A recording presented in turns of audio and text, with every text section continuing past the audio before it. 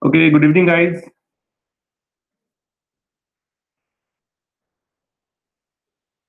Guys, who all are there, please type in your name so that I know who all are attending this session.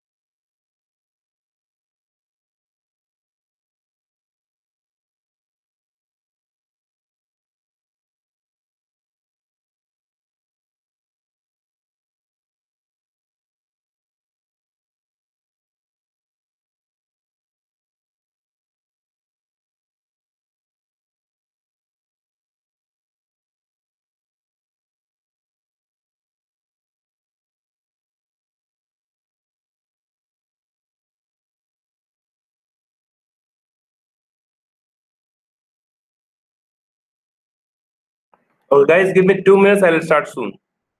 Just 2 minutes.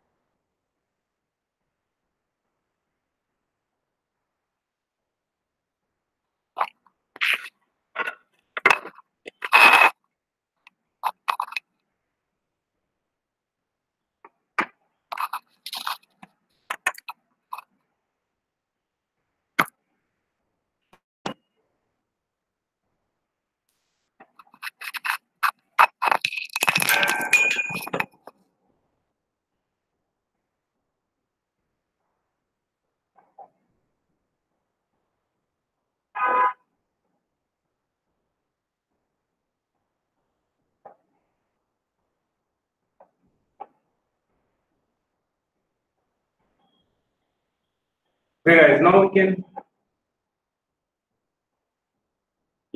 can resume the class. Okay, I think most of you have joined. Okay, so guys, this is our revision class. We are going to discuss one chapter which we have already, done in the class 11. Okay, so like I said yesterday, this session is not the regular session that we usually take, right? Uh, today we are going to discuss the chapter which is nothing but gaseous state. Okay, like I said, this is a revision class we have. We'll discuss few concepts into this, and then we'll solve some basic problems. Okay, those kind of problems will help you in your school exam. Okay, so this session is very helpful for those who have joined late our class or who have missed these classes, right? So, so that's the thing, right? So basically, gaseous state is a very basic chapter and important also as far as exam is concerned. Whether you are going to write down the school exam or day main, whatever it is, right? And if you see, since we have done it already, you must have observed there are five, six, seven different types of questions that may be formed in this chapter, right? So we have different concepts on which the problem questions may be there in the exam, correct? You see this chapter, like I said, this is a basic, basic level questions we are going to discuss here, right? So we'll discuss all the concepts basically, and then problems also. But the problem will not be for J advanced level. Okay, it's a basic problem we'll discuss. See, so first of all, the gaseous state. If you discuss any matter, if you see, right? So matters are generally three states we have for any matter. That is solid, liquid, and gas. Okay. Let me tell you one thing. This gaseous state, excuse me, this gaseous state and solid state are there in chemistry syllabus. Okay, liquid state or about liquid you have to study in physics, right? 11th or 12th, I'm not sure with the curriculum of physics. But gaseous state is there in 11th standard, and the solid state is in 12th standard. We have already done, because we know that they have uh, changed the syllabus a bit of 11th class, and the solid state we have already covered also. Correct. So today we are going to discuss gaseous state, right? So first of all, there are three states of matter, and the major reason for these three states of matter to exist is intermolecular force, right? We know due to difference in intermolecular force, these three states of matter exist. Like in gaseous state, the intermolecular forces are very weak, and hence the gaseous molecules are very far apart from each other. Okay, and they move in all possible in random direction, because there is no or very minimal intermolecular force of attraction.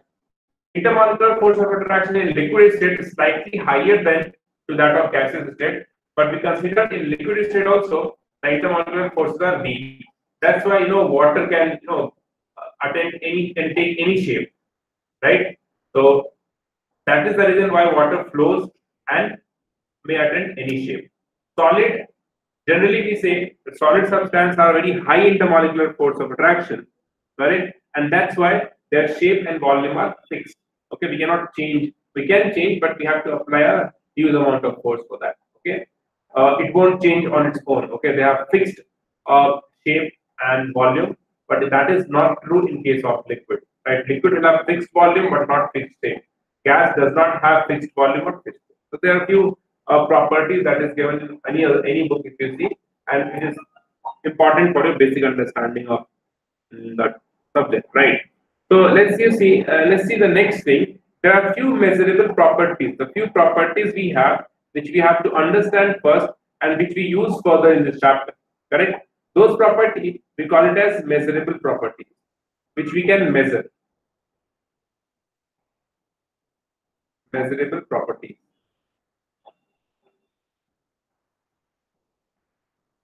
Right? The different types of measurable property we have. That is, first of all, it is mass, volume, temperature and pressure, right? Mass, volume, temperature, and pressure. All these properties are measurable properties. Okay, we can measure these properties, right? There are a few things which is important, like the unit things are important here. For volume, you see, if I talk about volume, I am not writing down all these in a systematic manner because I have already done this. Okay, this is a quick revision class, so I am doing in that way only. So you see, there are the relation of the unit of volume is suppose 1 meter cube. 1 meter cube is equals to 1000 liters.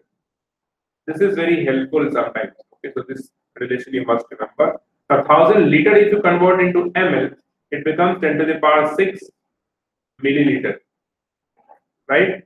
Which can be converted, and we know 1 milliliter is equals to 1 centimeter cube. So 10 to the power 6 milliliter is equals to 10 to the power 6 centimeter cube, right? So these relations you must remember. 1 meter cube is equals to 1000 liter, 10 to the power 6 milliliter, and 10 to the power 6 centimeter cube. Okay. Temperature, you see, we know there are 3 different units of temperature: degree Fahrenheit, degree Celsius, and Kelvin. And this relation is also sometimes important to convert one unit into other. And that relation is excuse me, C by 100 or C minus 0 by 100 is equals to F minus 32 divided by 180, and that is equals to K minus 273 divided by. So this is a relation of degree Celsius, degree Fahrenheit, and Kelvin. Okay. Usually in this chapter, wherever we require temperature, we always take in this unit Kelvin. Temperature we always take in Kelvin. Okay. These are the few units you must keep in mind. Unit conversion is important. This is also helpful for you in physics classes, right? Physics problem solve. Okay. Pressure, you see, similarly pressure also. Generally, pressure we write in atmospheric, which is 1 atmospheric, and this 1 atmospheric is equals to 76 centimeter of Hg, and that would be equal to 760 mm of Hg. Right? 1 mm of Hg is equals to 1 torr, also 760 torr.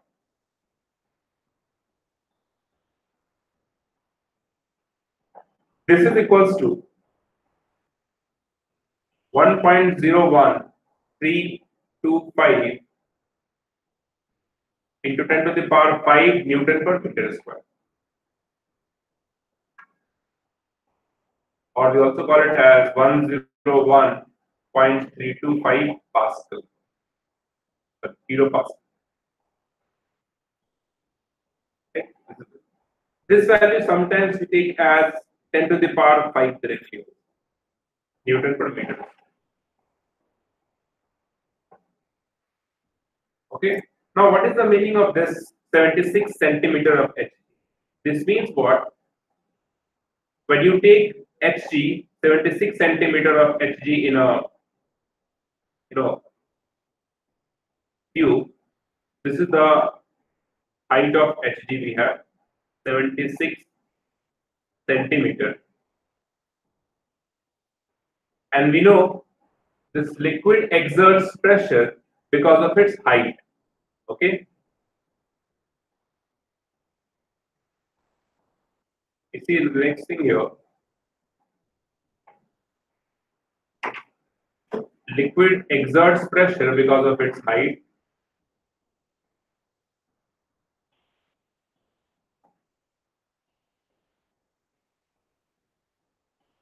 Because of its height. Right. Solid exerts pressure because of its mass. Because of its mass. Right.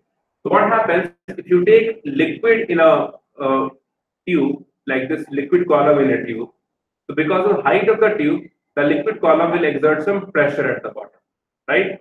So it has been observed that if you take 76 centimeter of Hg, then the pressure exerted by this height of mercury, which is nothing but rho Hg, this is equals to 1 atmospheric pressure. Okay, means the pressure exerted by the column of 76 centimeter of Hg is equals to 1 atmospheric, and that is why we write that. Okay, this is one thing. Now you see, after this we have various gas law. Okay, and then we'll see some questions onto this. Okay, like gas law. The first law we have is Boyle's law.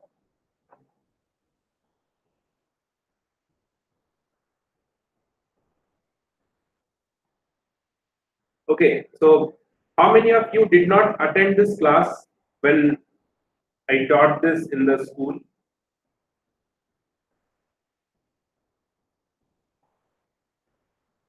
Please let me know how many of you did not attend this class in the school.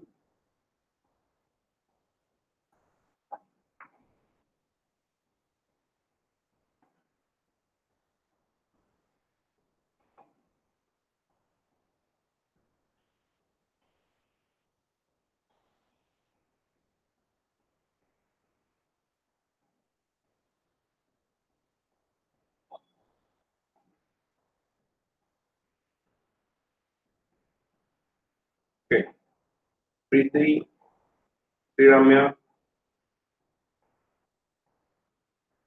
fine. Those who did not attend the class, this is helpful for them actually. Right. So you see the gas law we have. So various gas law. The first law is Boyle's law.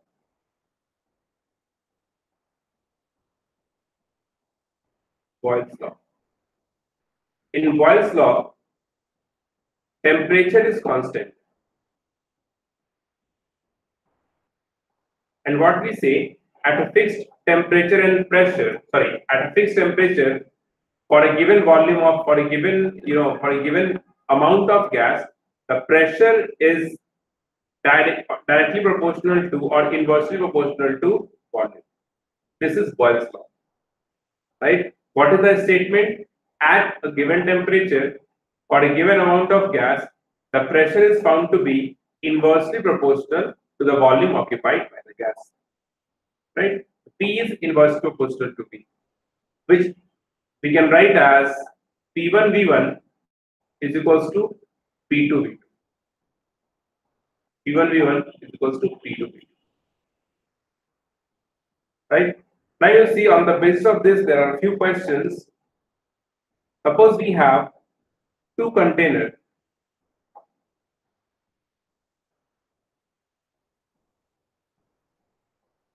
And both these containers are connected with each other.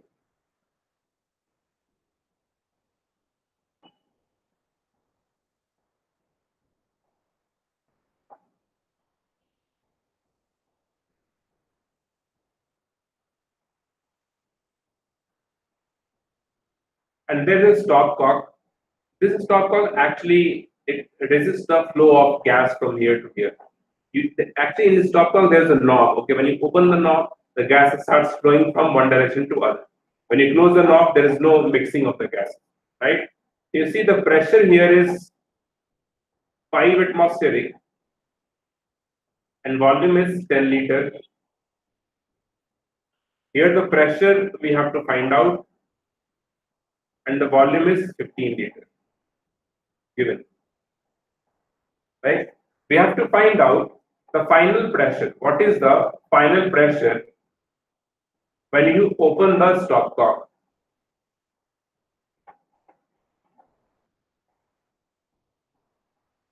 When you open this knob, what is the final pressure of the mixture we have?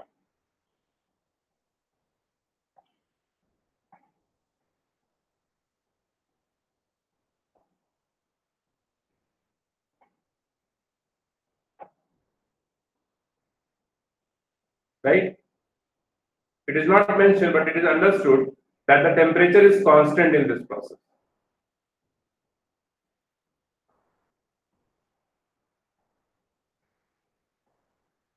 Can you tell me what is the answer?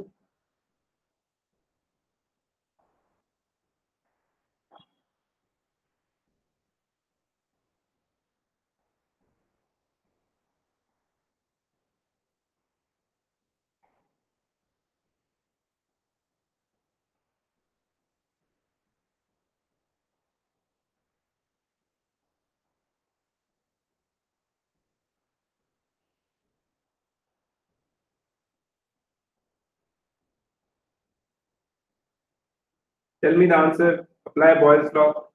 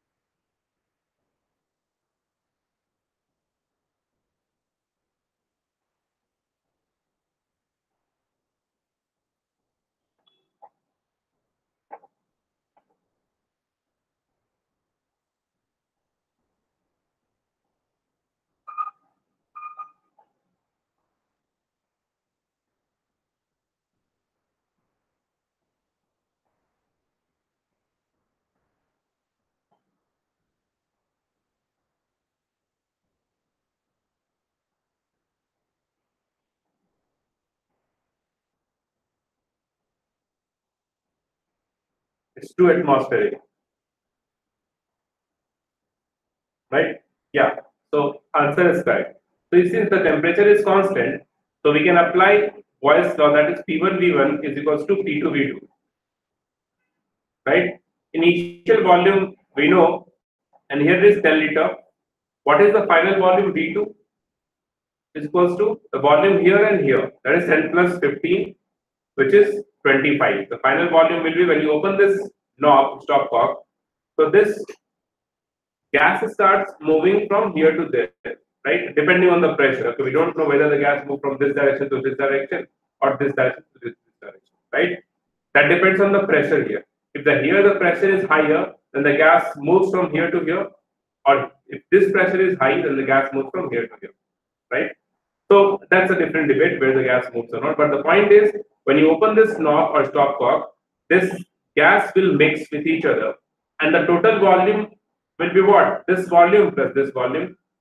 Take one thing in mind: we are assuming that the volume of this tube is negligible.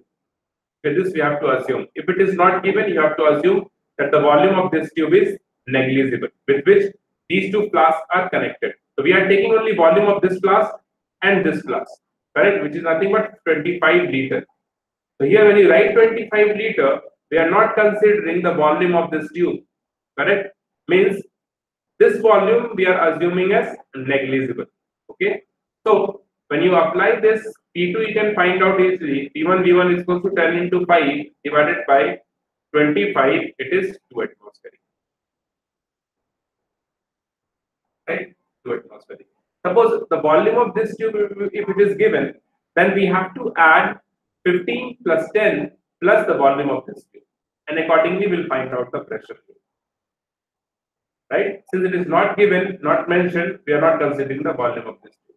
Now, in this one, there will be one more question that they ask, that in which direction the gas will move. Right? Suppose it is the flask 1 and it is the flask 2. So, what is the direction of the movement of gas from 1 to 2 or 2 to 1? Can you tell me that?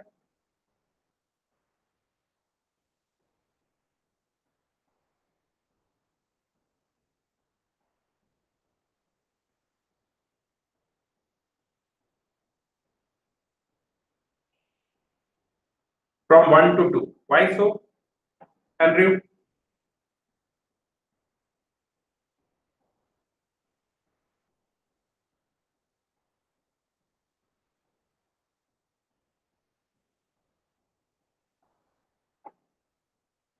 Yes, the gas always moves from high pressure to low pressure zone, right? So since this pressure is higher than this, obviously the gas moves from first to second class. Okay.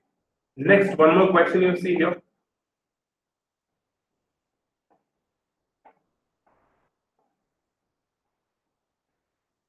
Suppose we have a flask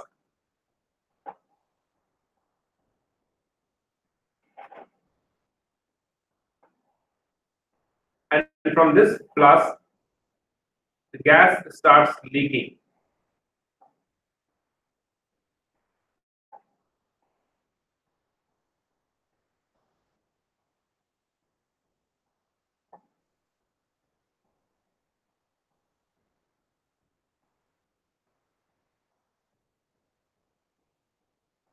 Suppose this is the outlet we have from the gas is leaking out. Okay. Initially, the pressure here is 2 atmospheric and volume is 10 liter. Now, when the gas leaks from this outlet, the volume of gas here it becomes 5 liter. What will be the pressure over here?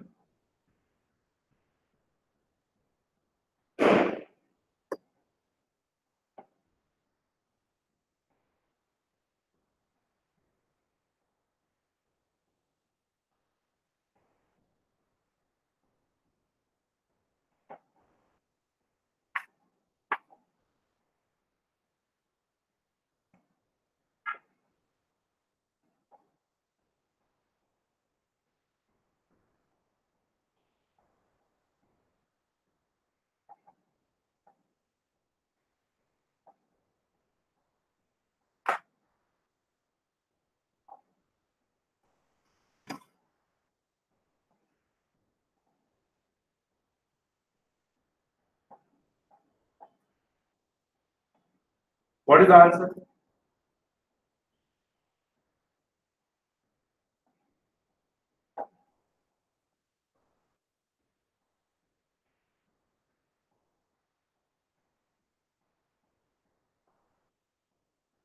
Volume of gas becomes 5 liter. That's the thing.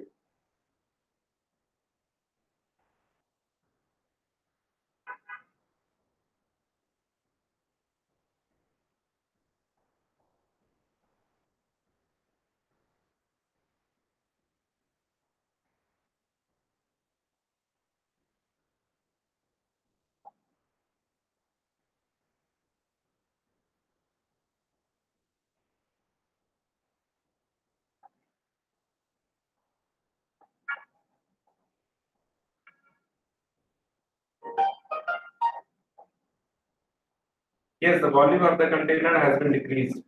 Done.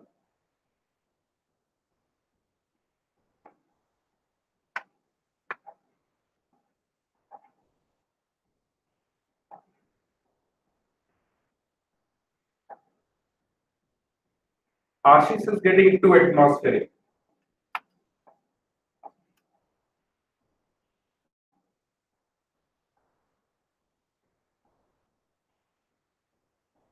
What about others? Please let me know what is the answer you are getting, all of you.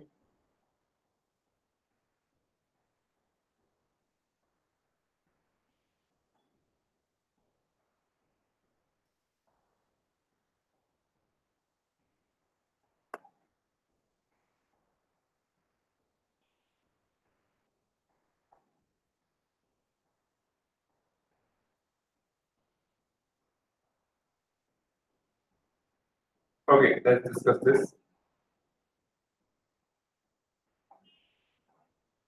See, in this, we can apply because all these takes place at constant temperature. Okay, this is also given, right?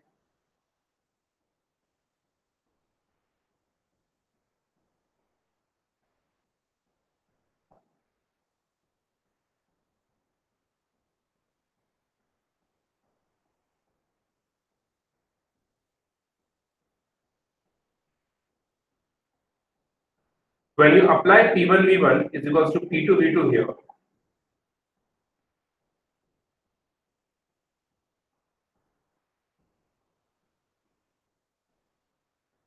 right?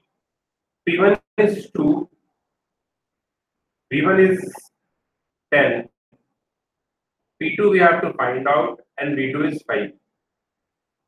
So P2 we are getting 4 atmosphere. Is it 4? How did you get 1?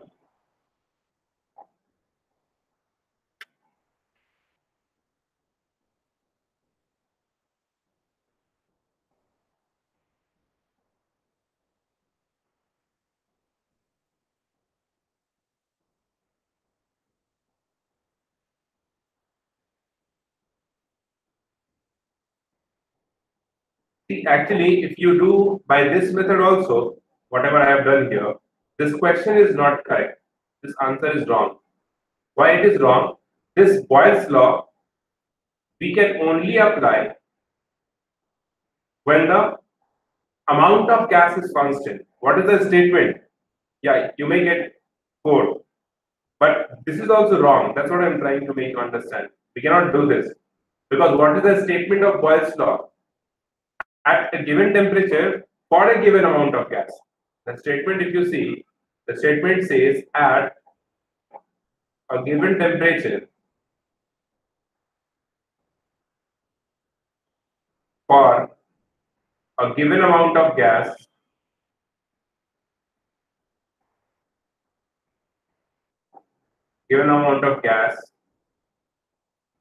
the pressure is inversely proportional to volume. This is the statement we have. Correct. So the amount should also be fixed.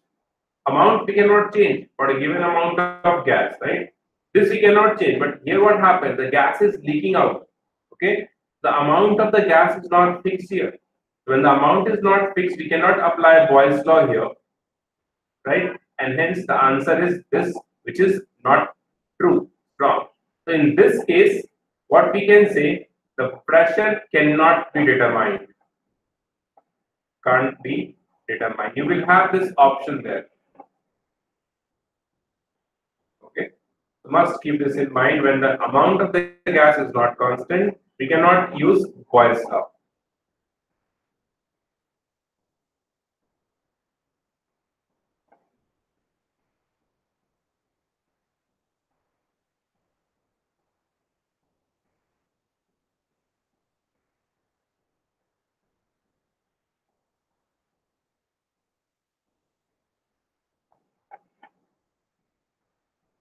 See, Ashish, there is no information about how many moles of gas are leaking out. Suppose what gas is there is not given.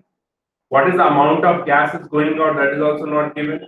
So there is no way to find out this pressure. Okay, you can use this PV by N is equals to constant.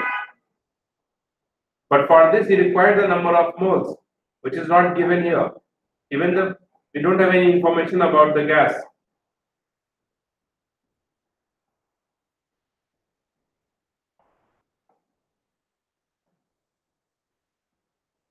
No, we cannot do that also, Preeti, because you are saying what 10 liter corresponds to 2, so 5 liter corresponds. Like this is what you are saying, right? But we cannot do this also because pressure and volume are not directly related; they are inversely proportional. And if you are doing this also, you are actually indirectly using Boyle's law, correct? So with this also, we do not know the number of moles which is going out or how many moles were present here. So we cannot use this also here. That's why the answer is cannot be determined. Is it clear?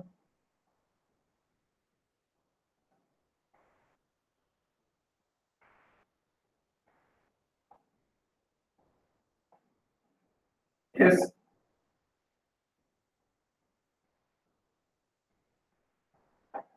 Right. Now you see, we'll discuss about the graphs in this.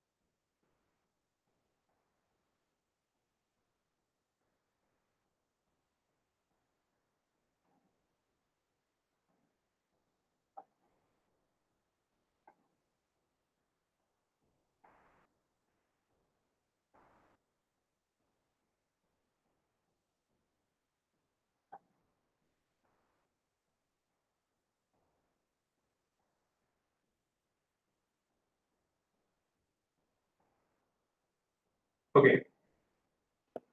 Now you see. Can you tell me what is this graph we have? What is the y-axis and x-axis? Okay, I'll discuss it here. You see, first of all, pressure is inversely proportional to volume at a constant temperature, right? So, what happens first of all, if I remove this proportionality sign, what we get here? P is equals to some constant K into 1 by V. You see, this one is in the form of y is equals to mx, right? Where y is P, m is K, and x is 1 by V, right? So this graph, if it is P, if it is 1 by V, then we know y is equals to ms graph passes from origin, right? Like this, at a given temperature. Now the slope of this graph is K, and we know PV, this is a temperature dependent term, right? K is the slope, and this is directly proportional to temperature.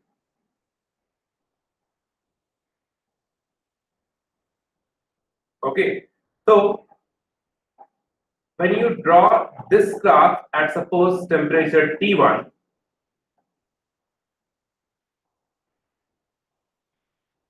this graph, if it is at, I have another graph here like this, and one more if I draw like this. Okay, this is suppose T1, this is T2, and this is T3. In the different temperature, we have drawn the graph of T and 1 by V. So what is the relation of these three temperatures? Which one is maximum and which one is minimum? What is the relation of these three temperatures, T1, T2, and T3? Which one is maximum? Which one is minimum?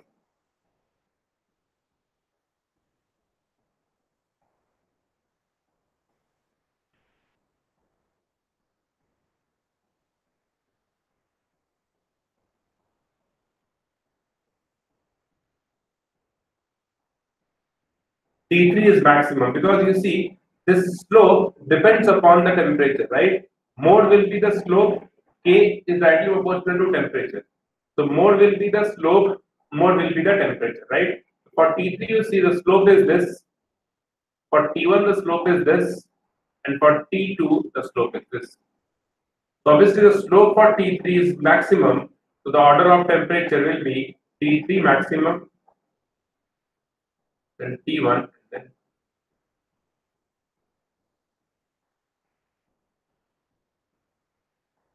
clear. T3, yeah, P3 got the right answer. Sushant, correct. Krishna also correct. Right? So this is the answer here.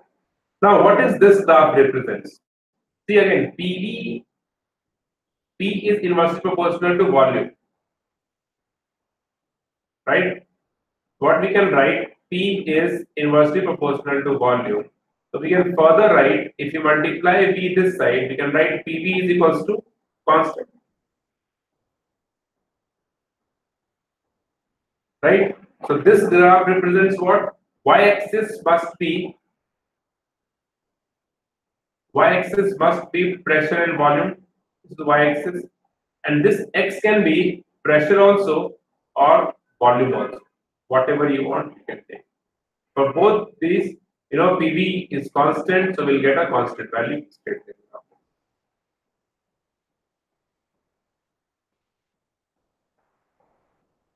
No issue, Sriram. Fine. Sriram, no issue. Fine. Okay.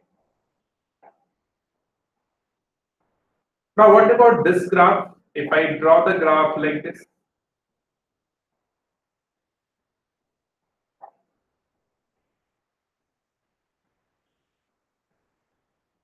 what is this? This is pressure and volume graph. Why? Because we know again PV is equals to constant, right? So this represents what? A rectangular hyperbola. That's why the graph is this. Okay. Now the same thing you see at different temperature. If you draw this graph, First of all, you see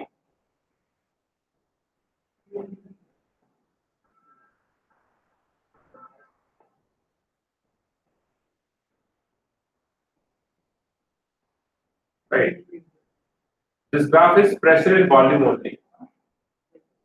So at different temperature, we have drawn this graph, and suppose this is at T1, T2, and T3. So I'll write down here. This is the graph at T1. This is at T2, and this is at T3. So again, what is the relation among this temperature T1, T2, and T3? Which one is maximum and which one is minimum?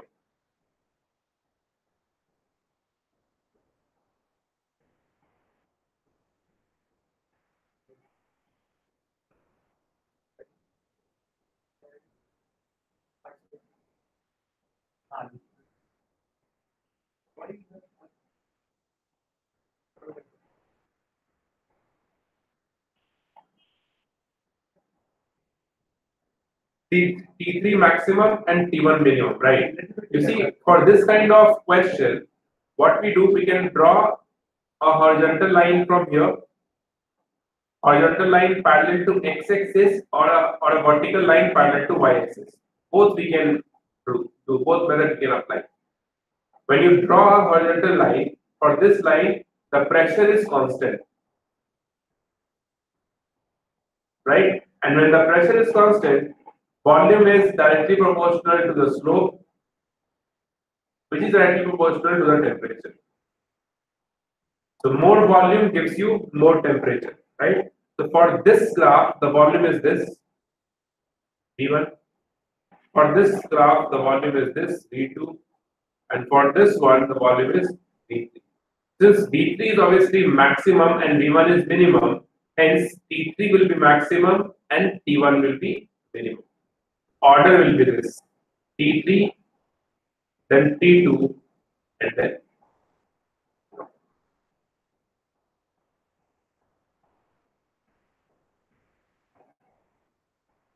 Okay. Can you tell me the axis of these graphs? This graph?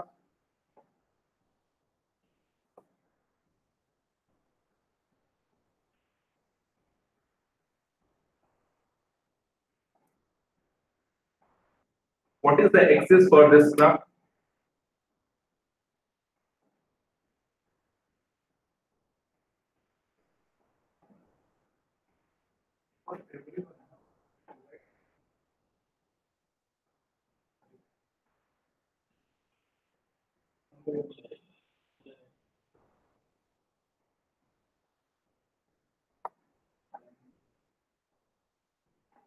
See, when I discussed this graph in the class, first of all, I derived the relation and then I drew the graph. Okay, in the class. But since I have done this in that way, now I'm doing this in a reverse manner, in a different way, right? I am giving you the graph over here. You have to tell me the axis here. That's just a reverse process that we have done in the class.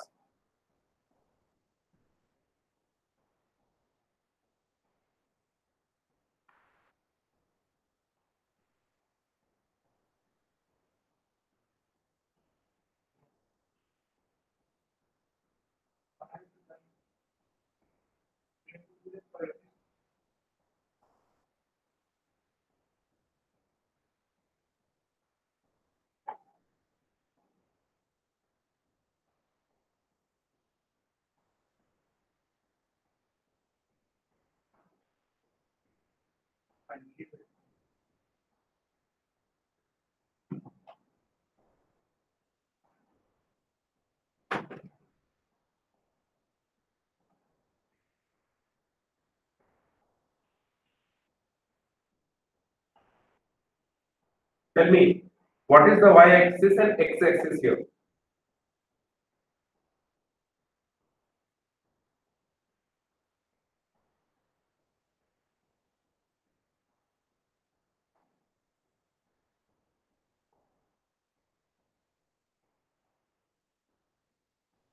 Okay, you see this pressure is equals to any constant K into 1 by V from this relation.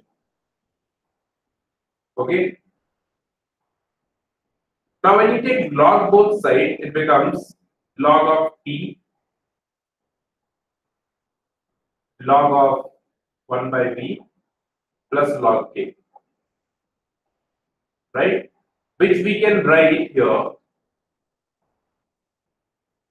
log T minus log V plus log K, right?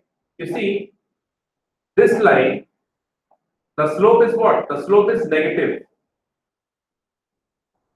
Slope for this line is negative. Okay. So you see log T, y is equals to mx plus c, the form we have here. So this graph, the axis will be, this is log T and this is log T. And the y-intercept that you have here, which is nothing but log of A.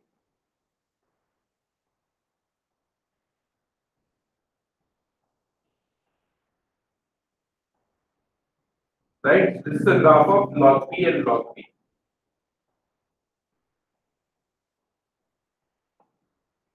What is this graph? Can you tell me? Suppose if I take the axis, now I'm giving you this graph, I haven't discussed in the class. Okay, I'm just uh, going a bit ahead here. This is the axis we have. Suppose this is log P and this is log 1 by V. What is the nature of the graph we have here? Tell me the nature of the graph.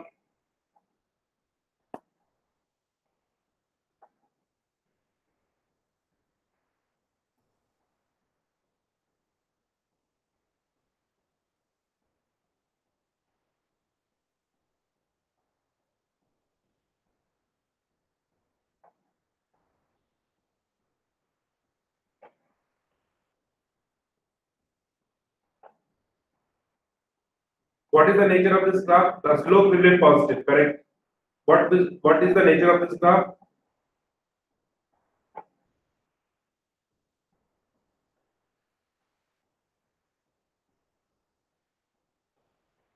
Positive slope 5. Nature of the graph, you tell me.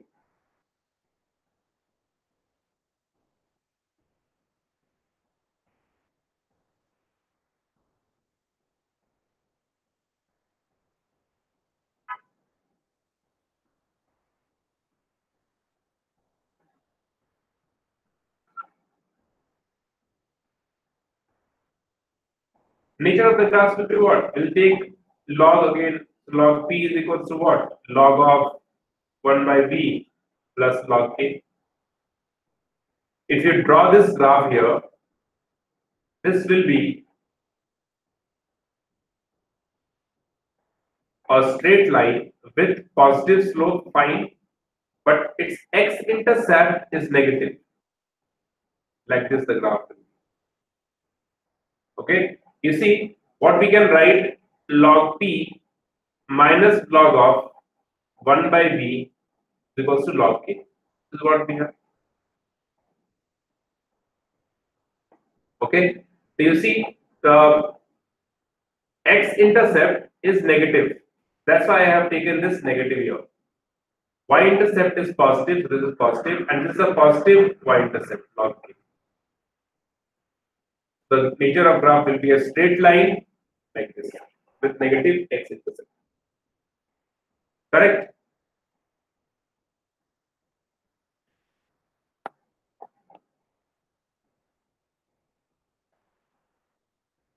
Understood?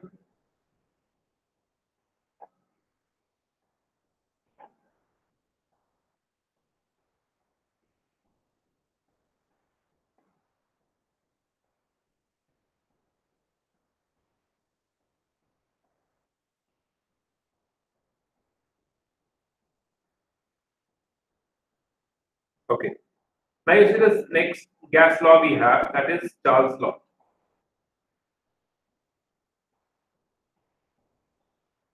In this also, the amount of gas is fixed, and what we say, at a given pressure, here the pressure is fixed. For Charles' law, pressure is fixed. Pressure is constant. What we say, at constant pressure for a given amount of gas, the volume is found to be directly proportional to temperature. Right? What we can write, V1 by T1 is equals to V2 by T2. And similarly, we can draw the graph also here. Okay, so we have discussed this graph in so detail, so we can understand all these graphs now. Okay, just one graph we'll discuss here.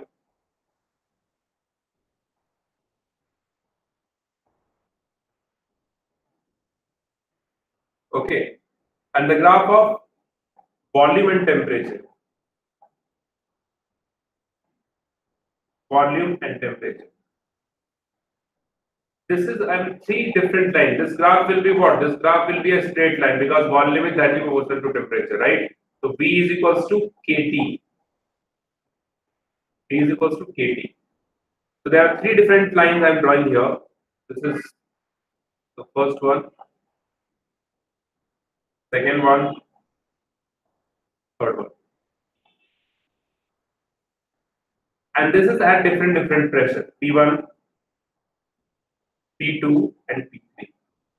Can you tell me the relation among this pressure, P1, P2, and P3? Which is more, which is maximum, which is minimum?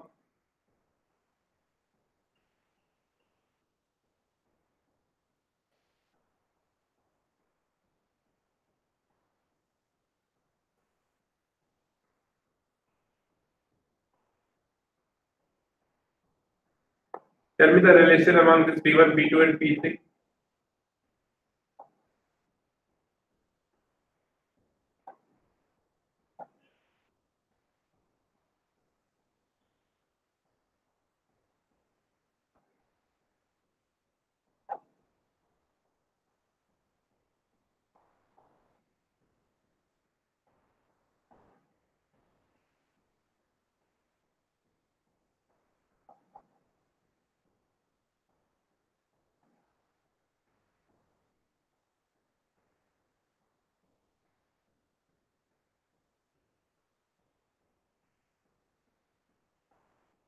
P3 is minimum. Okay, fine. Okay, fine. We'll again discuss this. Right, I think. You see, when you compare this relation with PV is equals to nRT, what we can write? Volume is equals to nR by P into T. This is nothing but the slope, which is K. So what we can write, this K is inversely proportional to volume. Right? As slope increases, pressure decreases, and vice versa also it is true. Right? So you see here, for which graph the slope is maximum, that we can easily see by this angle. The slope of this graph is maximum, then this, and then this. So as slope increases, pressure decreases. So order will be what? P3 will be minimum, then P2, and then P1. This is the order. Your answer is right. Okay.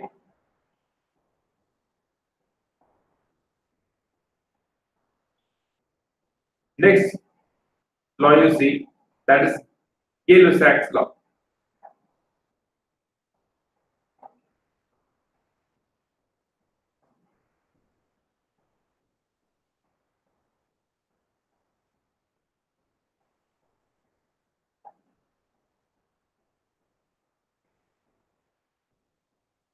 In this, what happens at constant volume? So volume is constant here. Volume is constant, and at constant volume for a given amount of gas, the pressure is directly proportional to temperature. For a given amount of gas, the pressure is directly proportional to temperature. Now, if I draw the graph of pressure and temperature, this will be again a straight line. And now again I am drawing here three straight lines at different volume. Suppose it is V1, it is V2, it is V3. What is the relation of V1, V2, and V3.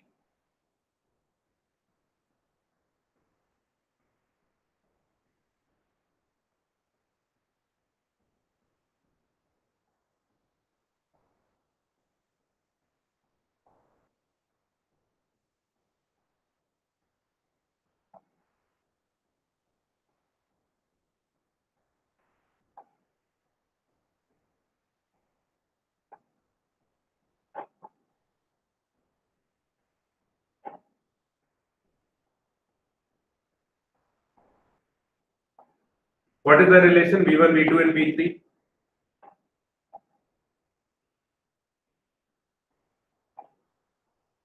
Is Neha there? Neha BK, are you there, Neha?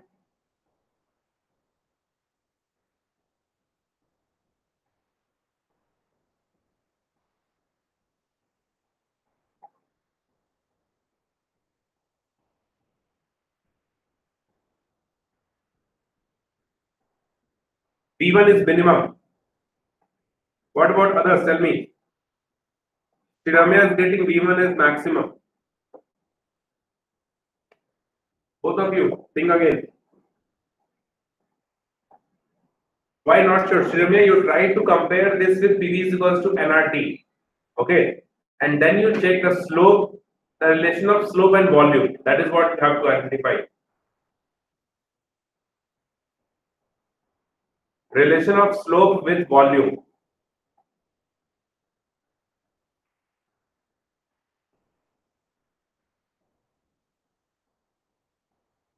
V3 is maximum. Okay, now you see. Usually this pressure is directly proportional to temperature. So what we can write, pressure is equals to Kt, where this K is the slope. And when you compare this relation with PV is equals to nRT, it becomes P is equals to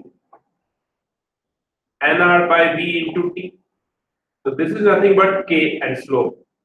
So you can see this K is inversely proportional to volume. So what we can say as slope increases, then constant K will also increase, and since K and V are inversely proportional, then volume decreases. For maximum slope, volume will be minimum, and for minimum slope, volume will be maximum. So you see, we have maximum slope for V1 because this angle is maximum, and then we have V2, and then we have V, right? So maximum slope for V1, so V1 would be minimum, and then V2, and then V3 will be right. Yes, yes, Ashish is also right. Andrew Krishna, right. Understood, Sriramya.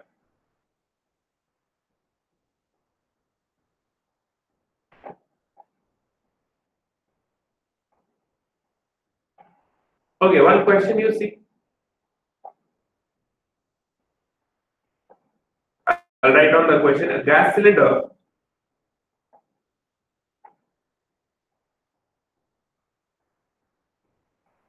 can withstand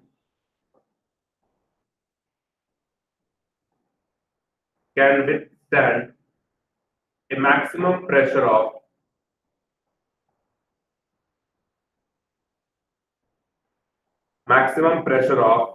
15 atmospheric.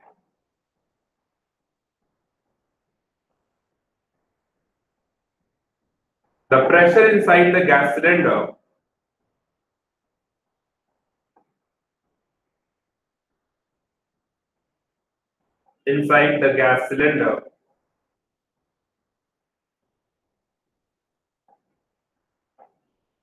at 27 degrees Celsius is 10 atmospheric.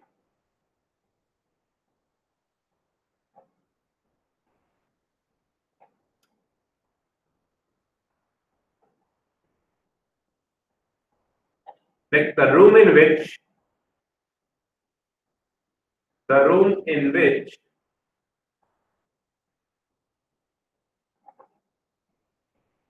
cylinder is kept,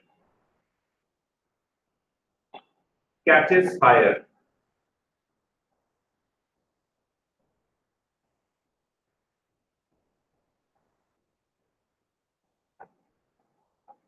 catches fire. You have to find out the temperature, predict the temperature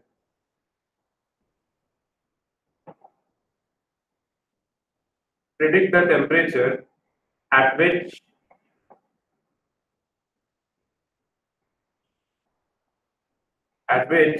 the cylinder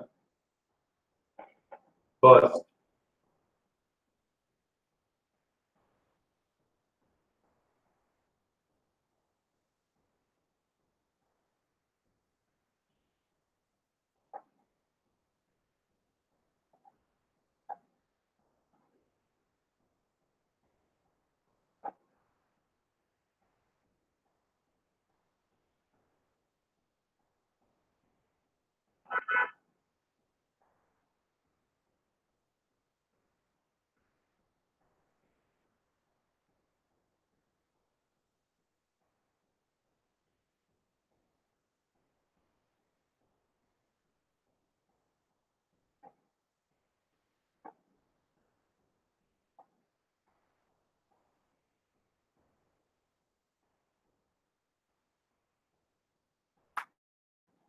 Try to solve this question.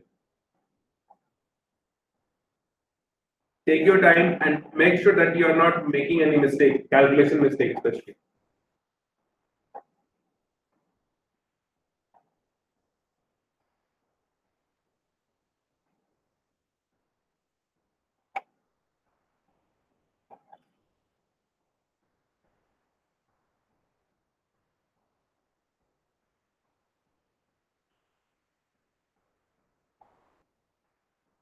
(450 Kelvin).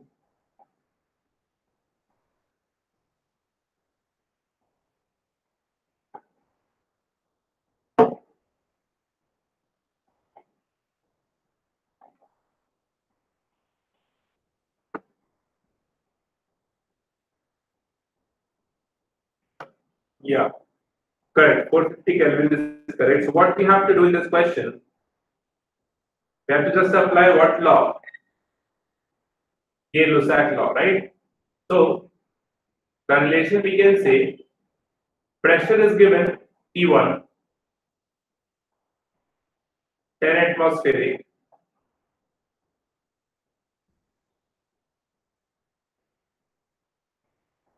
temperature is also given 300 Kelvin. T2 we know because we know it can withstand maximum of 15 atmospheric pressure, and this T2 we have to find out. Okay, so now you see we can easily use P1 by T1 is equals to P2 by T. When you solve this, you'll get T2 as 450 Kelvin. And try always write the answer of, always write this temperature in Kelvin. Don't write in degree Celsius. Okay, you must write in Kelvin only. So temperature is 450 Kelvin. At 450 Kelvin, the cylinder will burst. Right now, yes. Now the second thing is what in this question, if they mention this, the material with which the cylinder has been built, okay, the melting point of that material is 400 Kelvin. Suppose it is given. Right. Now, one more line if I add here, the melting point of the material with which the cylinder has been built is 400 Kelvin. Then in this case, the cylinder will not burst, right? It won't burst because temperature exceeds its melting point, so that will start melting. Is it clear?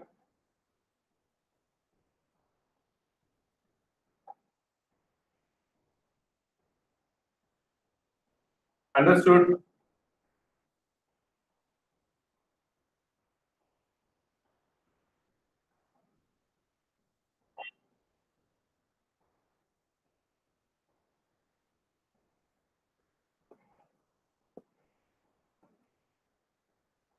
Right. So if melting point is mentioned and the final temperature you are getting more than that, then the cylinder will melt, it will not burst. Okay, that you must keep in mind.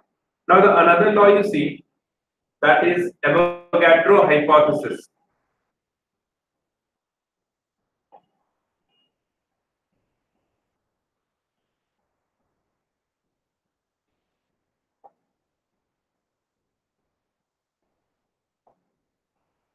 Hypothesis or law.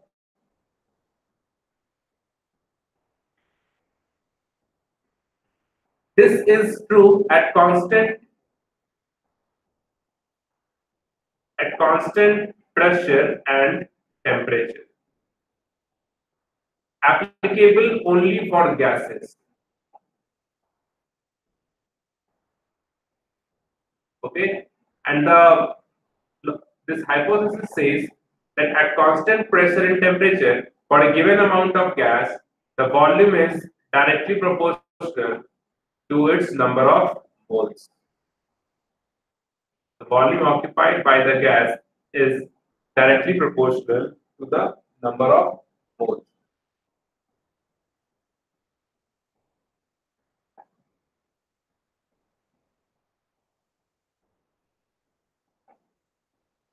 Right?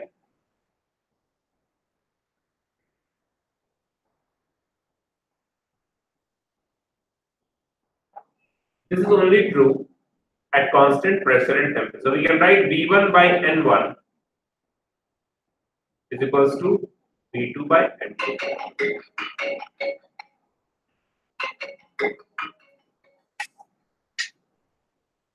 Right? Just a second.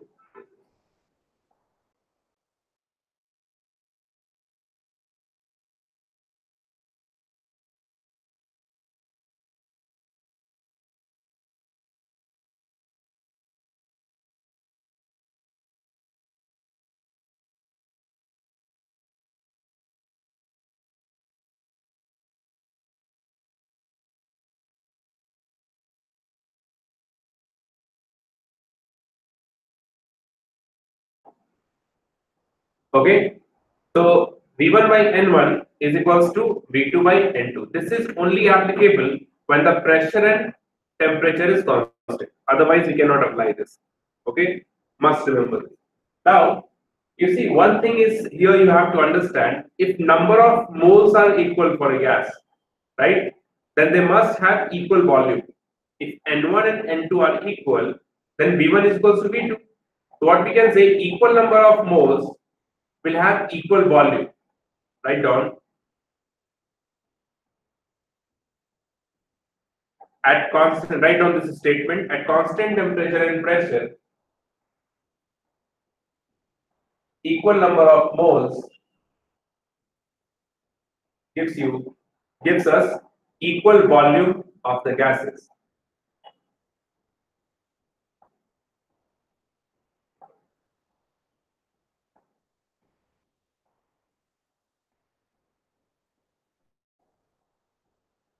Right? At constant, for a fixed number of moles, the volume of the gases must be equal.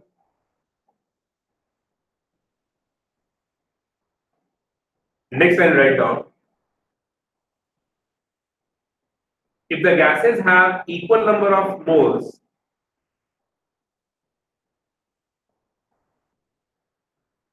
if the gases have equal number of moles, they must have equal number of molecules. They must have equal number of molecules, but their number of atoms, but their number of atoms may or may not be same. May or may not be same.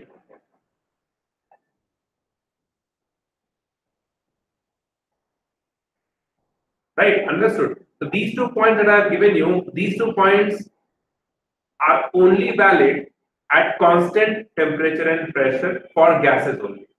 Correct? This you must keep in mind. Both points are not generally true always. Those are only true when constant pressure and temperature if we have. right? And applicable for gas only. What is the meaning of the second point? Did you understand the second point? Molecules and number of atoms. Did you understand that? Let me know quickly.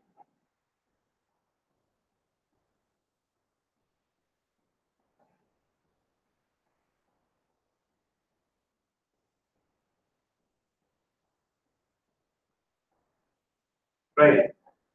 So tell me why the number of atoms cannot be same.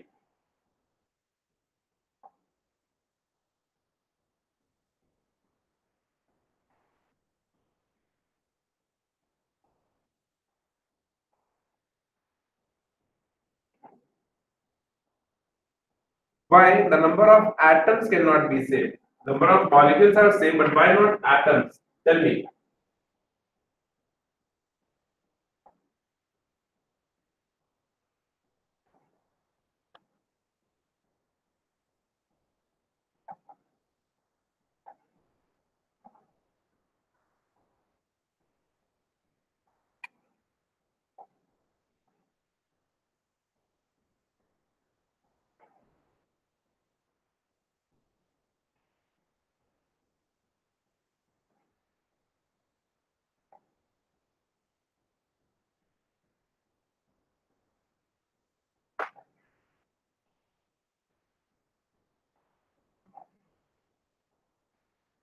Yeah.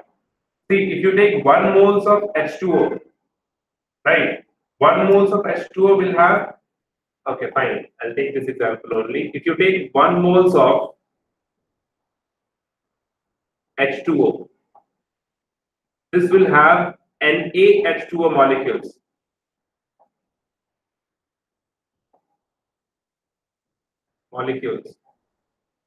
If you take 1 moles of O2, this will have NaO2 molecules. So you see the number of molecules are same, but you calculate the number of atoms here. In this case, since one molecule of H2 has 3 atoms, 2 hydrogen and 1 oxygen, so 3 into Na, so we have 3 Na atoms here. But here it will be 2 atoms, 2 Na atoms.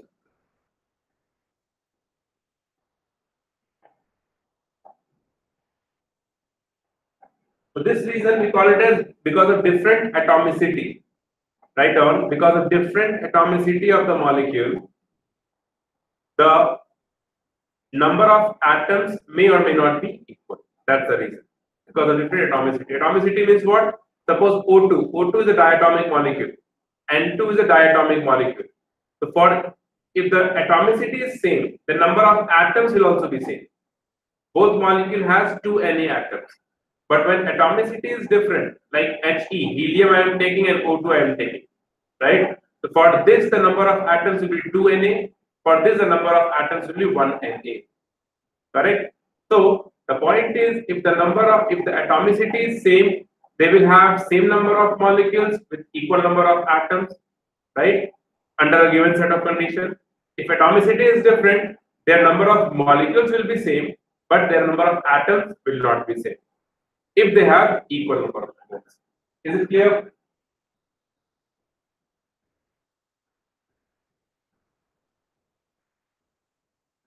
Understand?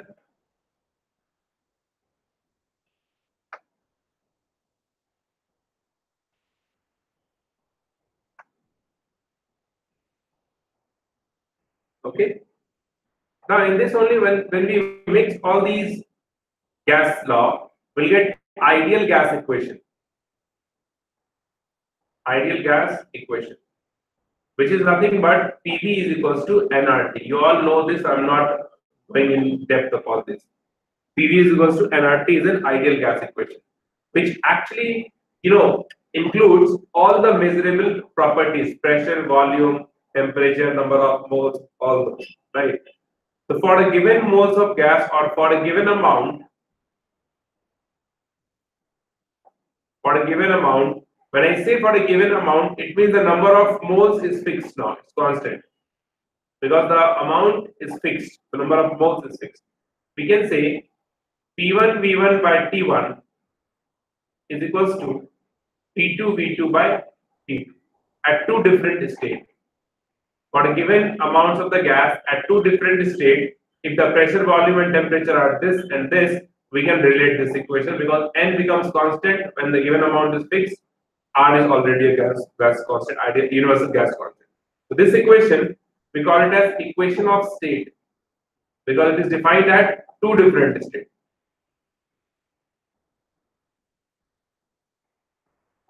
Fine, understood.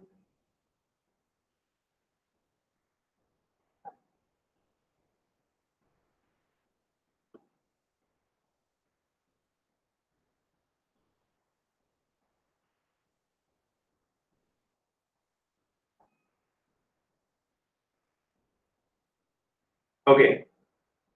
Next you see Dalton's law of partial pressure.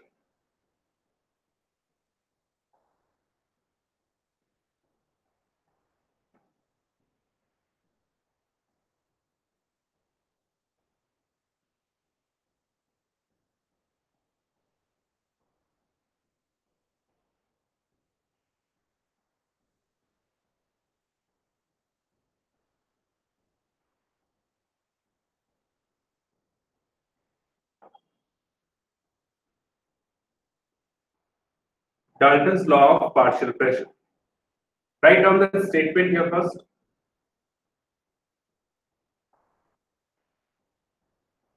The total pressure exerted by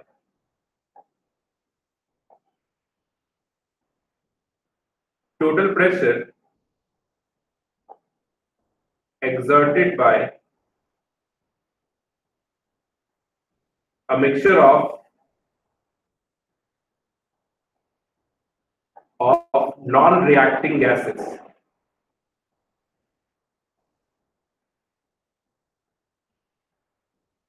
A mixture of non-reacting gases in a container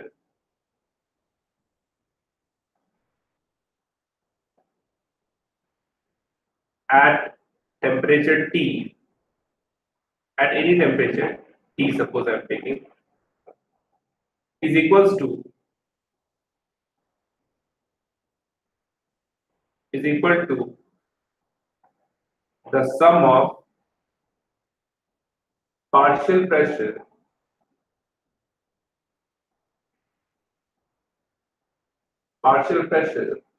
of individual component.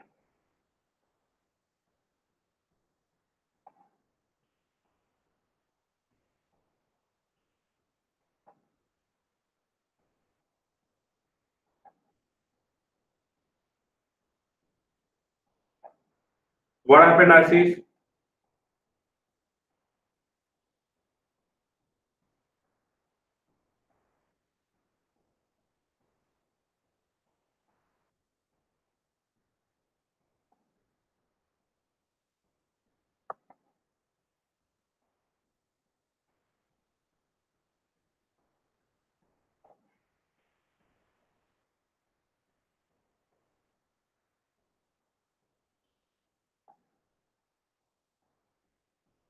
Okay. Suppose in a container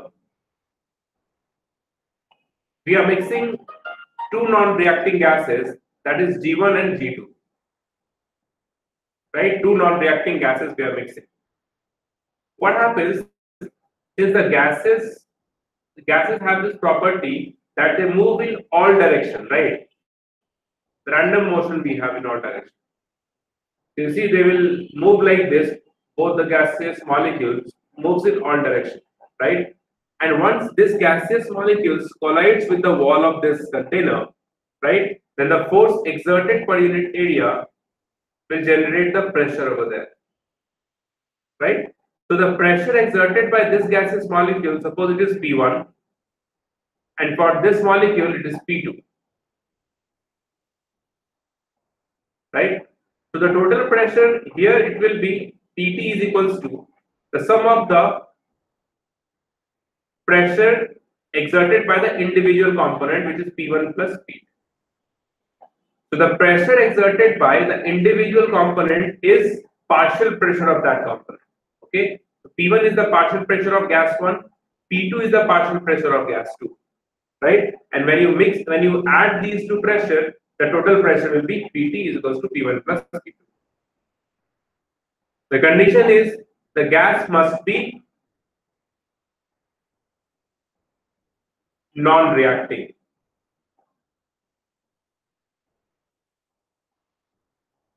The gas must be non-reacting. Correct? So total pressure is equals to P1 plus P2. Now there is one more formula we have, that partial pressure of any component P1 is equals to the mole fraction of that component into total pressure. This is also the another formula we have. Partial pressure is equals to mole fraction of that component into total pressure. Similarly, for second component also we can write P2 is equals to X2 into PT, total pressure.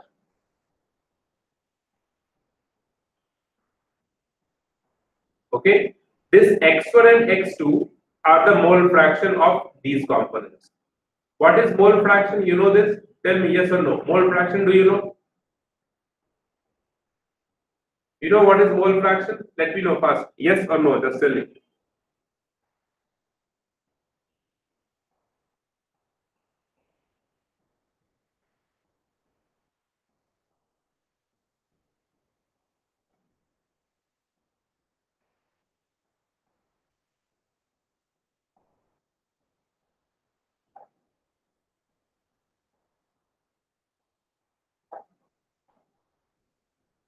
Tell me, Shiramya.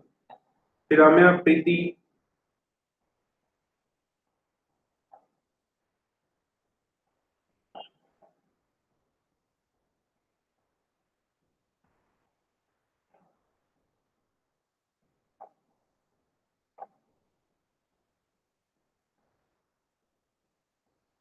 Yeah, correct. So you all know, right? Mole fraction. And sum of the mole fraction is what? If you have two components, so x1 plus x2 will always be 1. If you have three components, then x1 plus x2 plus x3 is equals to 1. Sum of the mole fraction of individual component is always equals to 1. Yeah, right, Krishna. So you see, this is the one other formula we have. Now, from this formula, you can actually obtain a very important result here. So what is that? You see. Suppose if I give you one container, and in this, suppose there are two gaseous mixture present, gaseous molecules are there, gas A and gas B. Both are non-reacting gas, correct? And if you have to find out the percentage composition of both gas.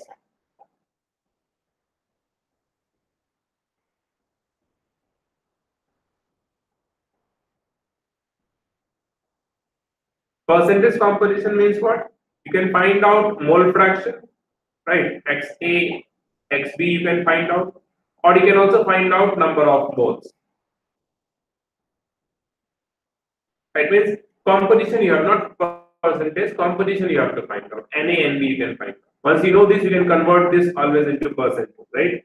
The point is you have to find out XA and XB. So you see from this relation, what we can write, the mole fraction of one component is equals to what? The partial pressure of that component divided by total pressure, right? And if you have to find out the percentage composition, the percentage of x1 is equals to this into 100, right? So this is the percentage of gas in any medium. What we can write the formula here, the percentage of gas in a mixture. This is equals to the partial pressure of that gas, partial pressure divided by total pressure into 100. This is what you have to do if you have to find out the percentage of the gas present in the mixture. Did you understand this?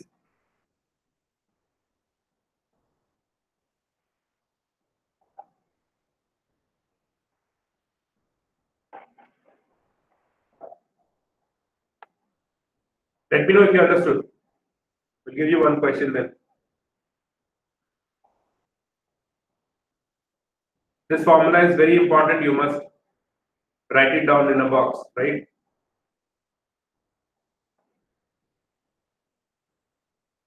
Can we move on? Okay, yes.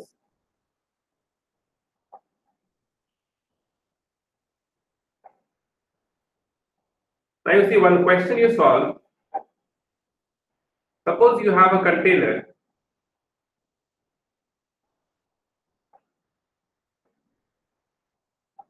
and in this container we have oxygen present, O2, 16 gram, SO3, sulfur trioxide, 80 gram, CH4,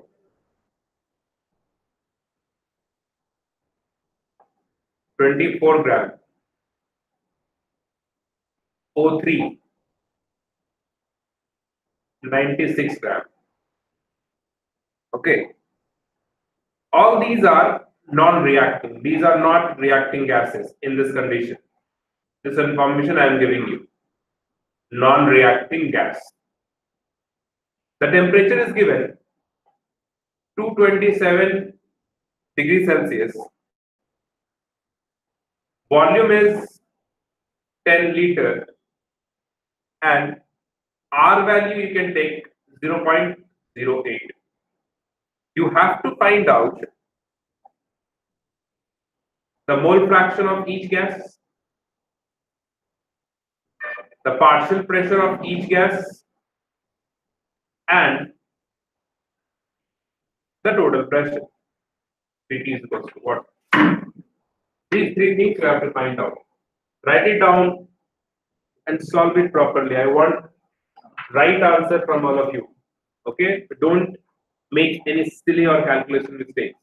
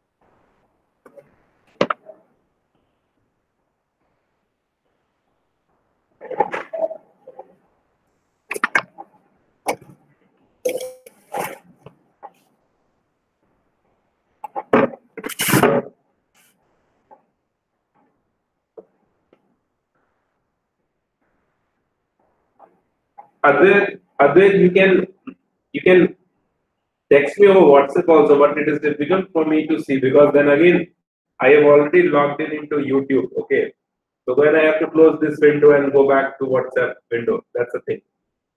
Okay, so that will be a bit difficult every time I have to switch this window from YouTube to WhatsApp and WhatsApp to YouTube.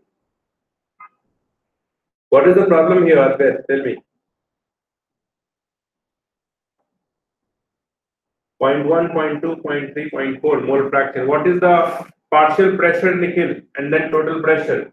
All these things we have to find out. First, you finish the question and then answer.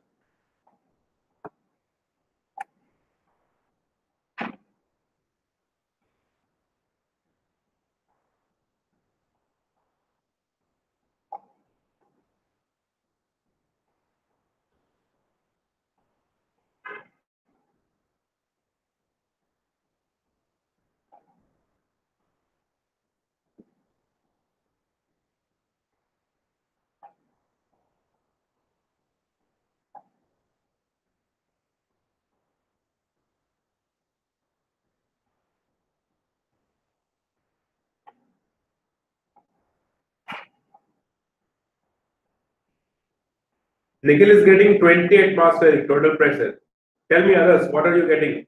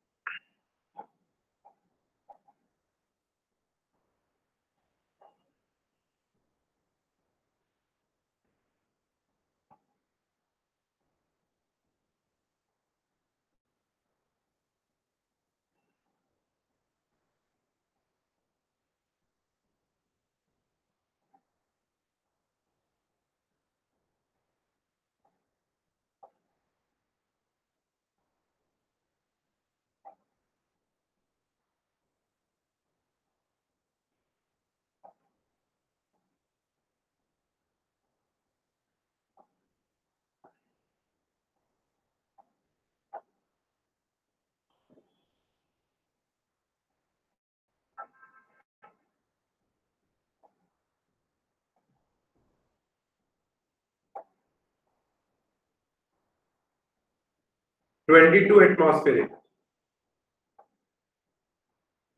Andrew is getting 22. Tell me others, what is the answer you are getting? Nikhil, what happened? You're getting 20 atmospheric. Okay. Ashish, what is the answer? Where is Preeti and Sriramya? Are you trying?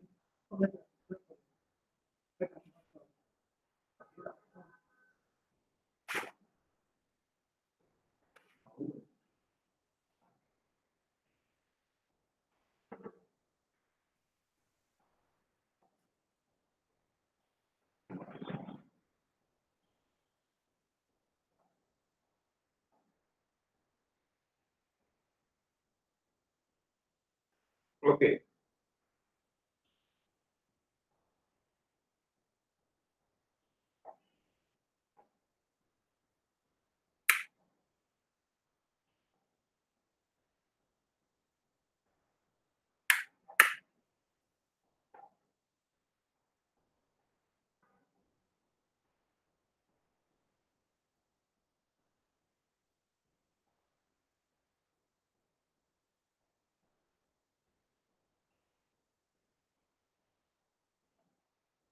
Okay. 20 atmospheric total pressure is the right answer. Now you try.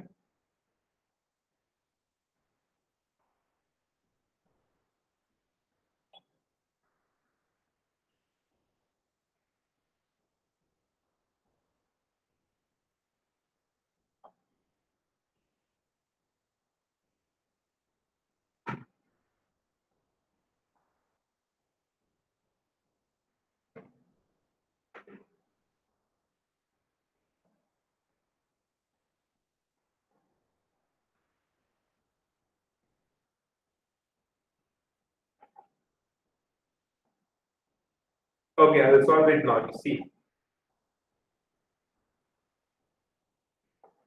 See, first of all, what we have to find out the mole fraction, partial pressure, and total pressure. So, what are the relation we have? Mole fraction we can write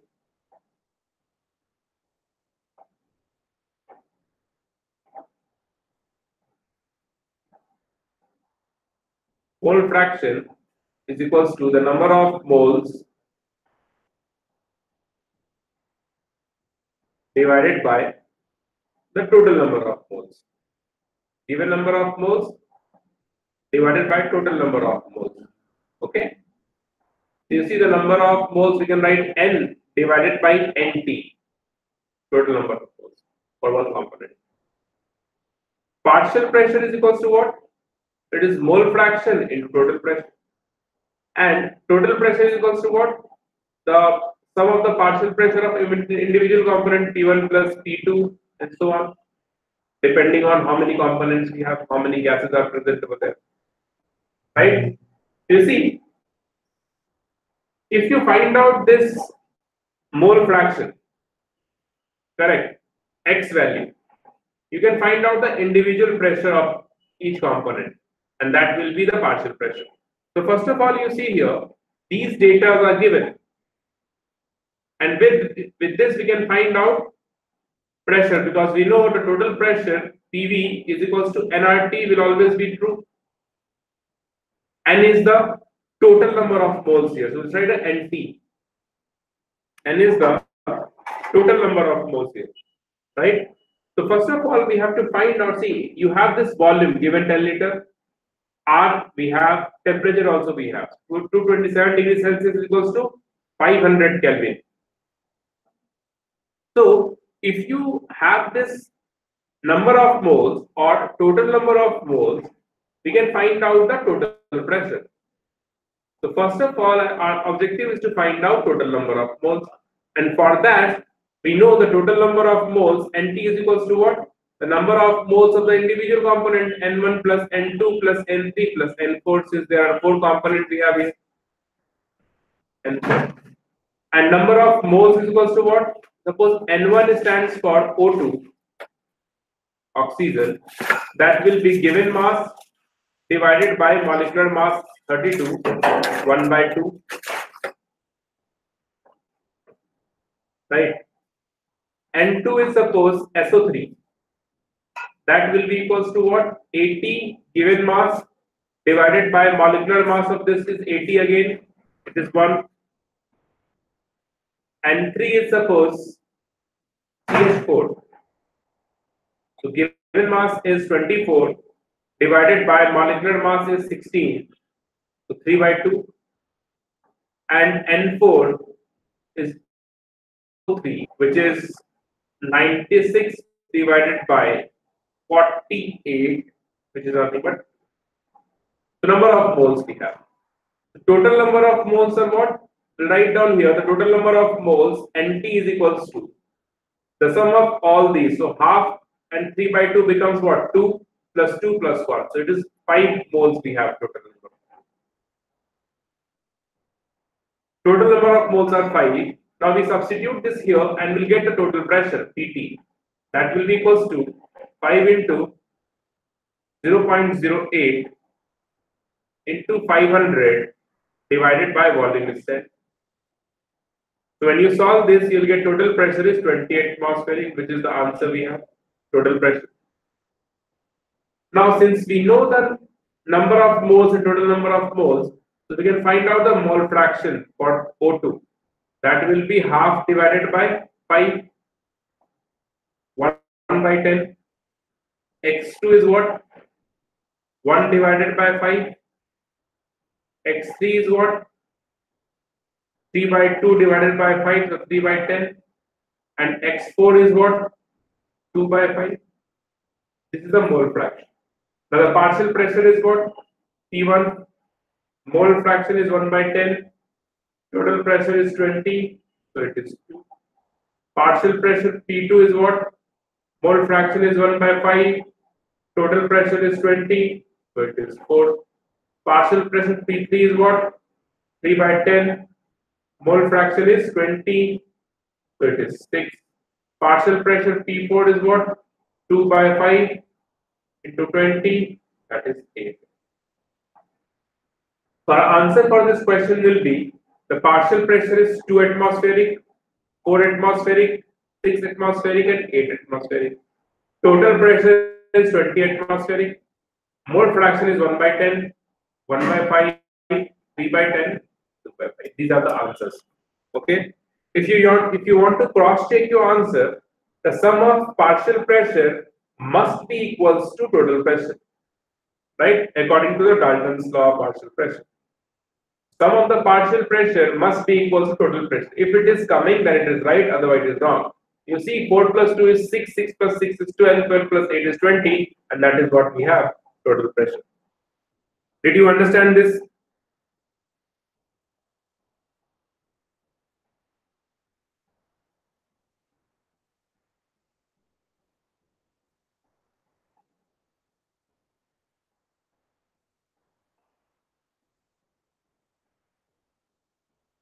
Okay, now in this question only, if I ask you which one will have highest partial pressure or maximum partial pressure?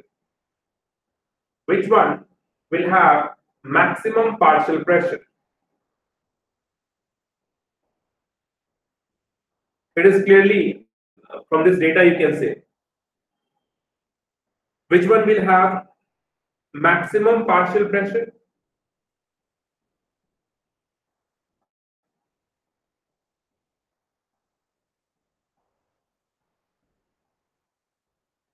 P4, and P4 is O3, right?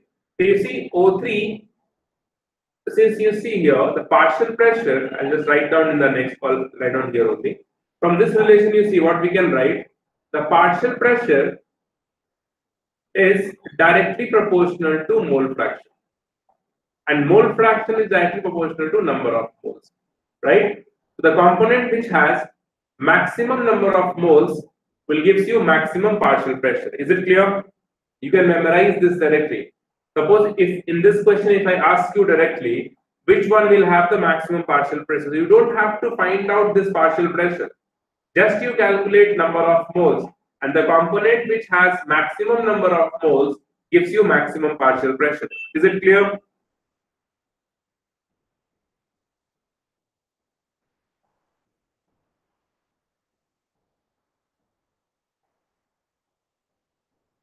Yeah, maximum number of moles has maximum partial pressure. So these kind of small observation will actually save your time in the exam. Okay.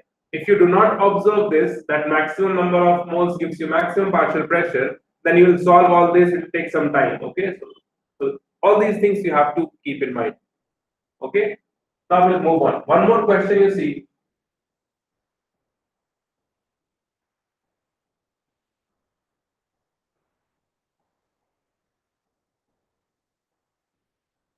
One more question you see. We have a mixture of hydrogen and methane, that is H2 and CH4, and both have equal weight. So we have equal weight of H2 and CH4. Calculate the fraction of total pressure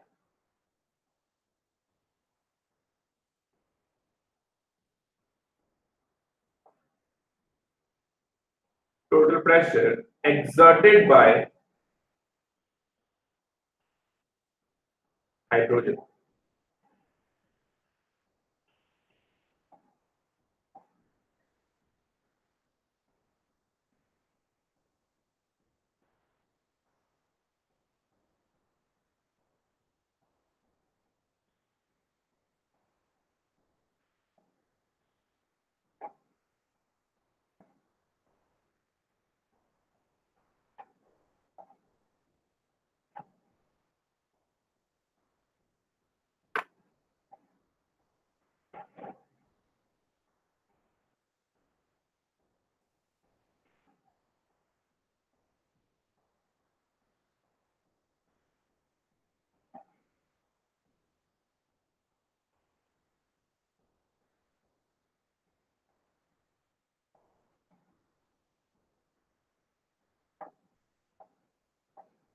Ashish is getting 8 by 9.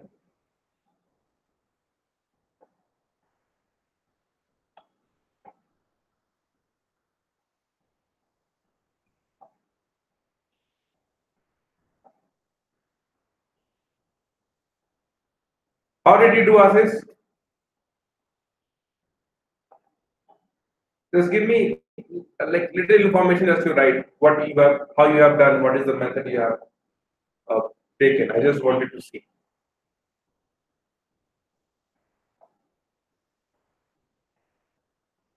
Correct, correct, Advait.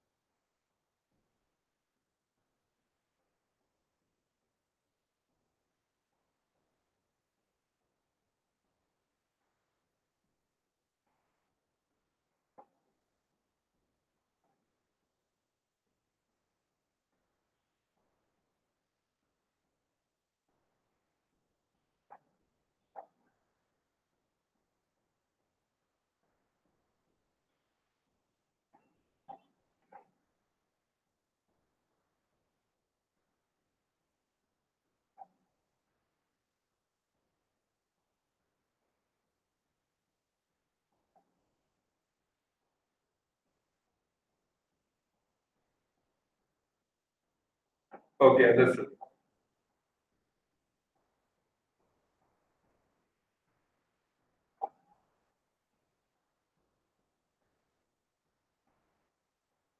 Right, right. Understood, Ashish. Are you trying? Should I solve it?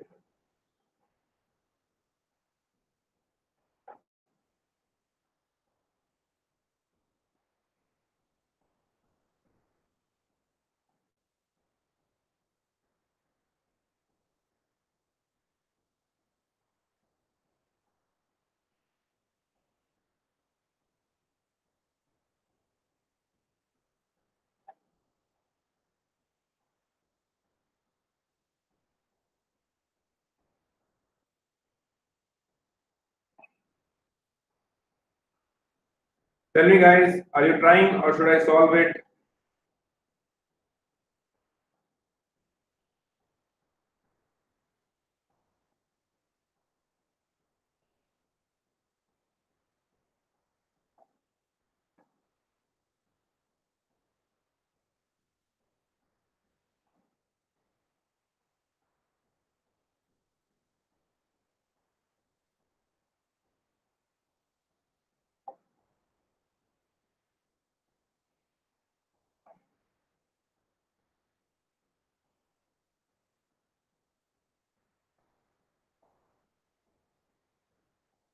Okay.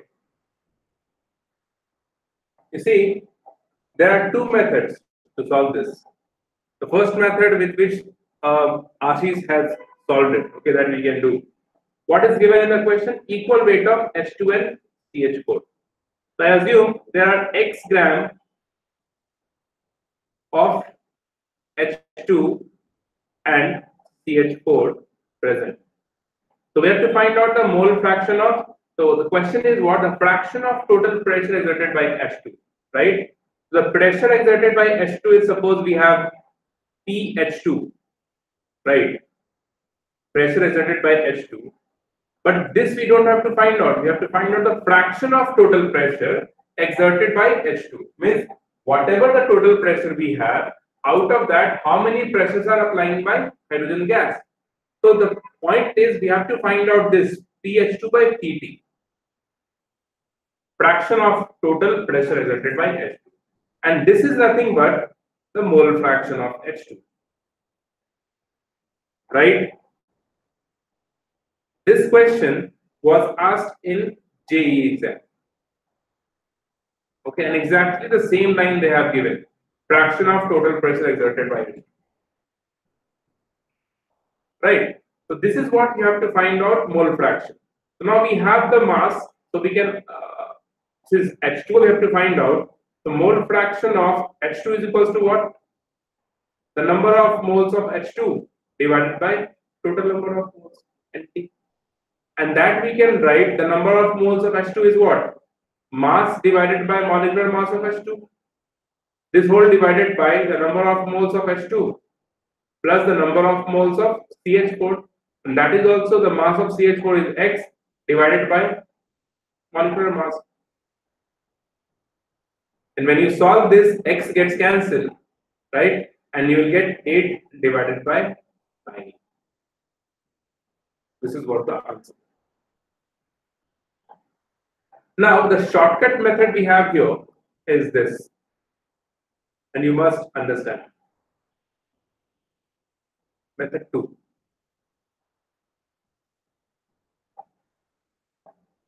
We have assumed X here, but here we will not assume X or any arbitrary number, like any variable like this. We have two gases, CH4 and H2. Right. Now this is in the history that whenever JEE asks this kind of question, they have given gases over here whose molecular mass are multiple of each other. That is always they ask.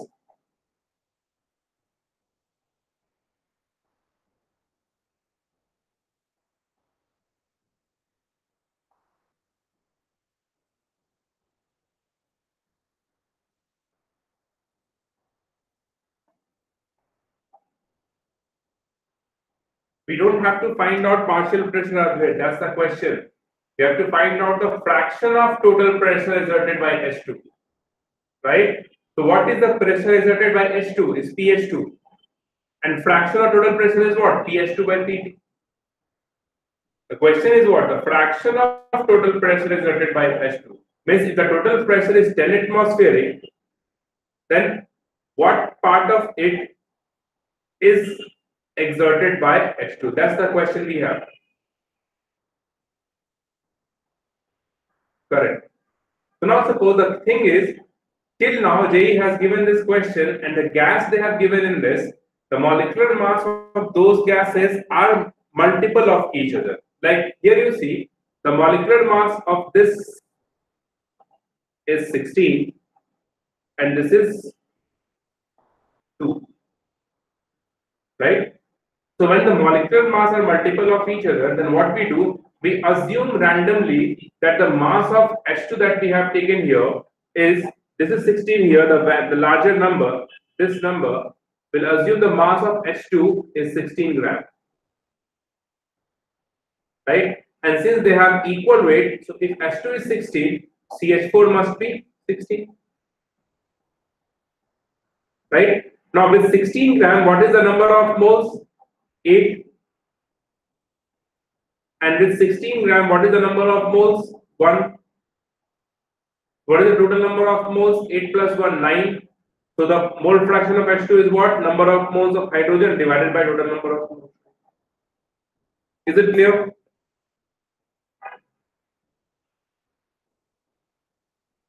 Understood this?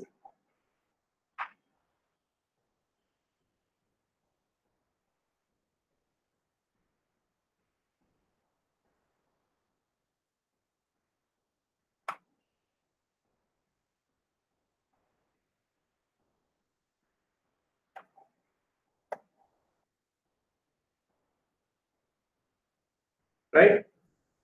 So,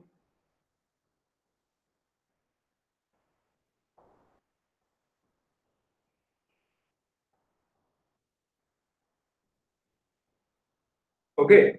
So you just have to assume the larger value, the larger molecular mass is one of the mass we have here. They have equal mass of 16, 16, and we'll get the answer. However, you can assume any number here, but the mass should be equal. You'll get the same answer. Okay. This actually, if you assume 16 here, this actually makes your calculation easy. Okay, that's the only thing. Otherwise, you assume any other number, then also you'll get the same answer. But there also we have the calculation because it is a multiple choice question and we have limited time, right? So we have to avoid those calculations whenever possible. That's why we're using this. Anyway, so by any method you can solve whatever you feel comfortable, you can use that. Okay. Next, we'll move on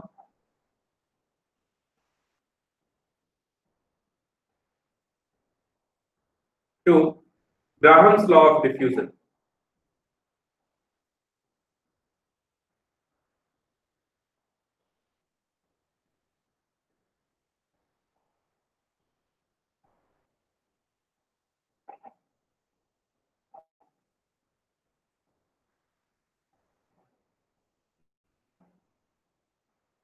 Okay. Guys, I'm not giving you any break today. Okay, but I'll leave the class 15 minutes early because I have to leave by 7:30. Okay, got stuck with some work. So I have to leave at 7:30. So that's why I'm not giving you any break. Right. We'll continue till 7:30 and then we'll wind up the class. Fine.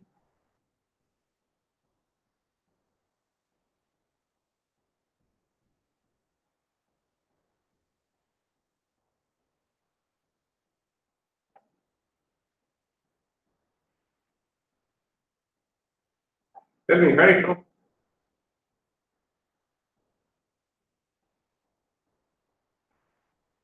Okay. Now what is diffusion?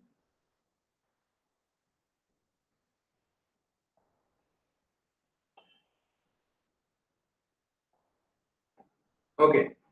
Diffusion. Any example of diffusion can you give me? Can you tell me any example of diffusion?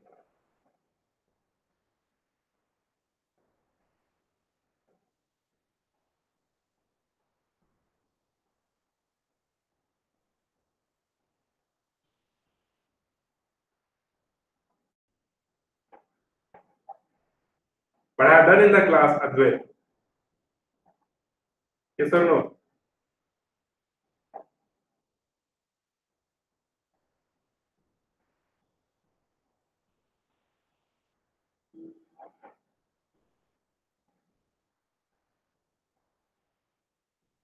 Tell me any example of diffusion.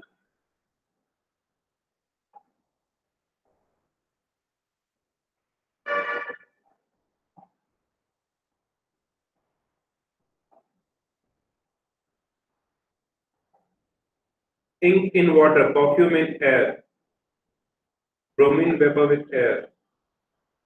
Okay, so what happens when your mom cook in the kitchen? Did you get the nice, fragrance in the drawing room or bedroom, right? Yeah, when you spray dew in one corner of the room, you will get it in the other corner also. So all these are what? All these are the example of diffusion, right? So diffusion is what? It is a tendency of any gas to occupy all the available space or volume, right? So first of all, you write down, it is the tendency of any gas to occupy all the available space or volume, right? Now this actually happens with solid, liquid, and gas. With all this, it happens. But in gas, what happens? The rate is maximum. The rate is maximum, and we can easily observe in the case of gas. But it happens with all solid, liquid, and gas. And gas always moves from high pressure to low pressure region. High pressure to low pressure region.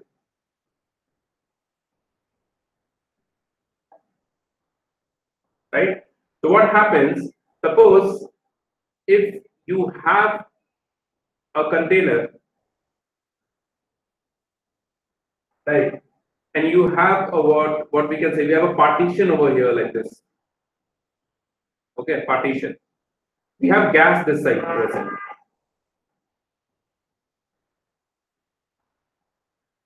Okay, this is the gaseous molecule present here. Now this gaseous molecule will exert pressure onto this partition,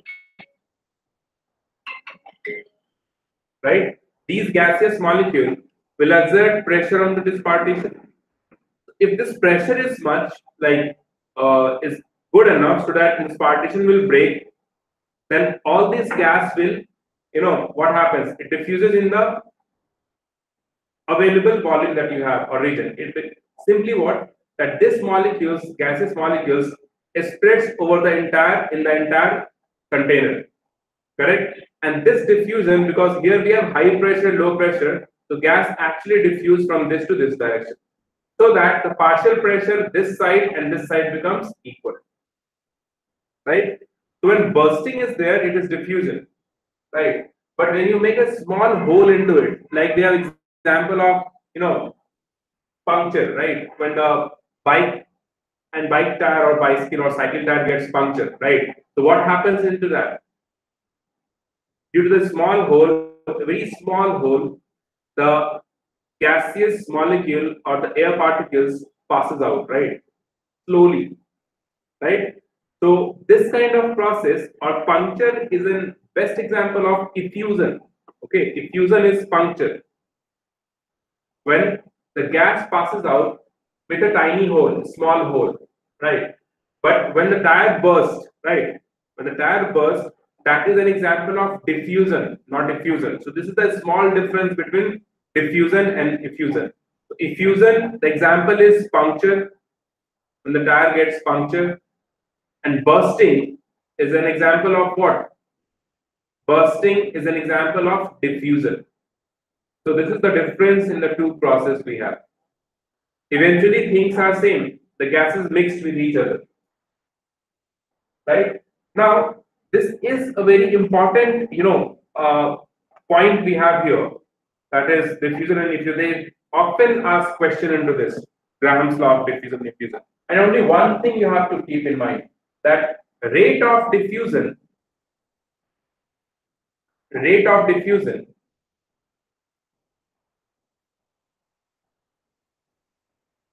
it is directly proportional to the pressure cross-sectional area divided by molecular mass into temperature.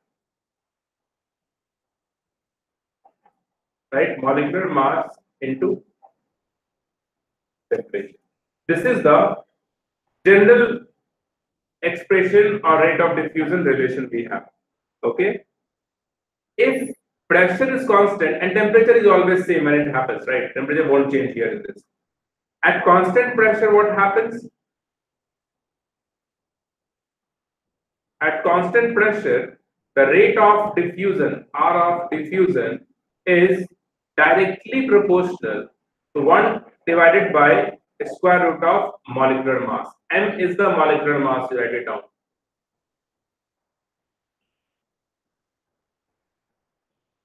Right? So if I ask you two examples, rate of diffusion of oxygen molecule and rate of diffusion of hydrogen molecule, which one will have the higher rate of diffusion?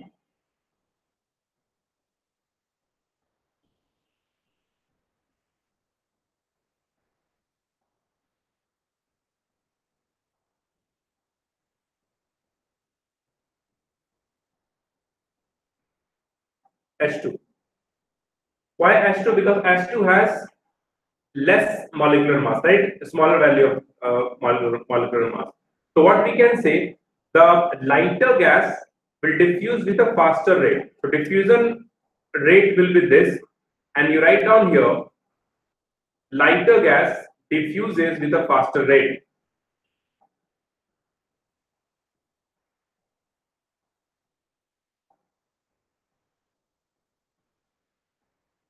Diffuses with a faster rate. Okay. Now, this is one thing you have to keep in mind. Another thing is what we know, molecular mass and density is directly proportional. Density is directly proportional to mass, density is mass by volume. So since rate is inversely proportional to the square root of molecular mass, so we can also write rate is inversely proportional to the square root of density.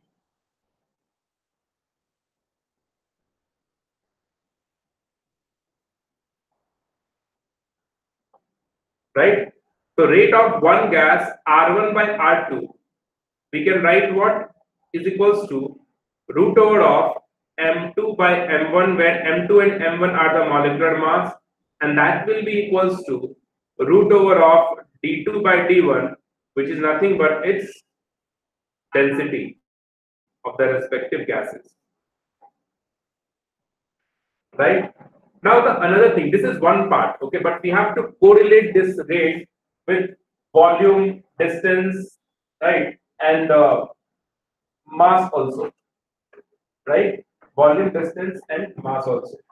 Now there are two possible cases we have here, right?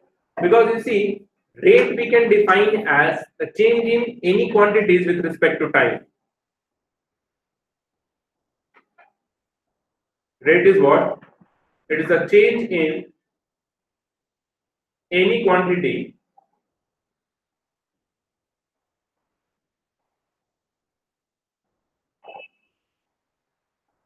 with respect to time. Right? So now what we can say, suppose just one example I am taking here, then I'll give you the formula. How do we get that formula? Now suppose we have oxygen, right? What we can say, this oxygen diffuses 30 ml, and this volume has been diffused of oxygen in 10 seconds. Can you tell me the rate of this? 30 ml in 10 seconds. Can you tell me the rate of this?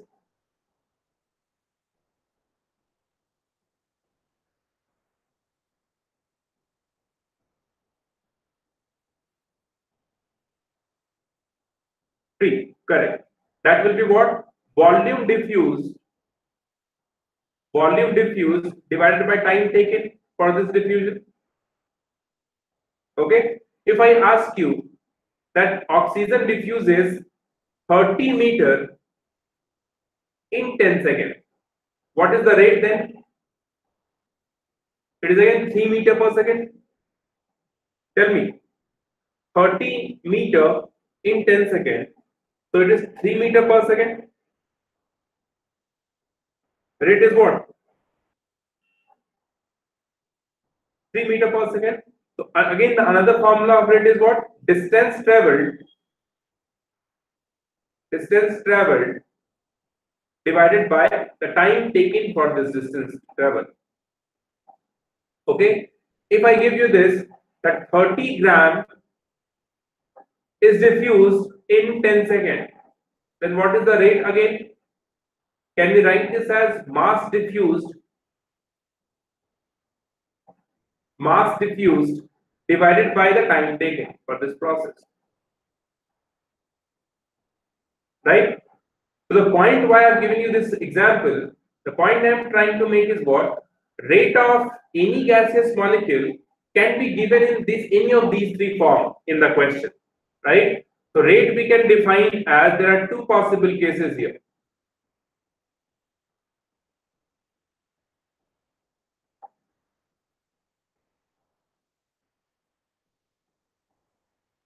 Right? So rate we can define as what? It is volume diffused per unit time. Write on volume diffused divided by distance traveled per unit time is equals to the mass diffused per unit time. So they can ask you any questions from this. Okay, I'll give you the question also. Now suppose the first case, if same volume diffuses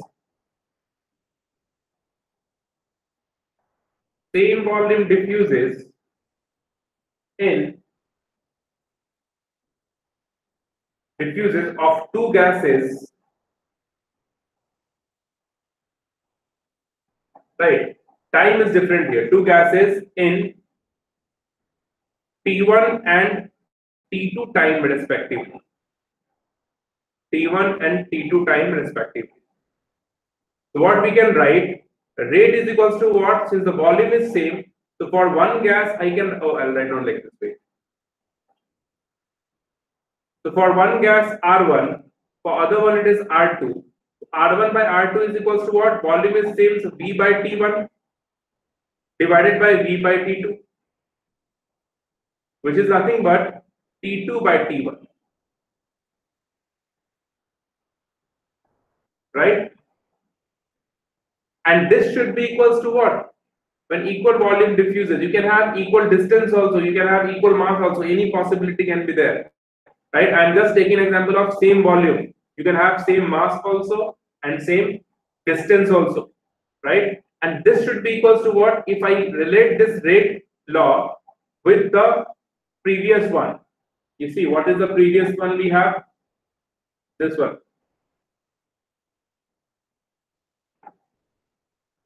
Rate is directly proportional to or inversely proportional to molecular mass. So if I relate this rate R1 by R2 with these two expressions there, then what will be the expression you see? The expression will be this. So rate is equals to T2 by T1 is equals to D2 by D1 root under, which is equals to M2 by M1 root under.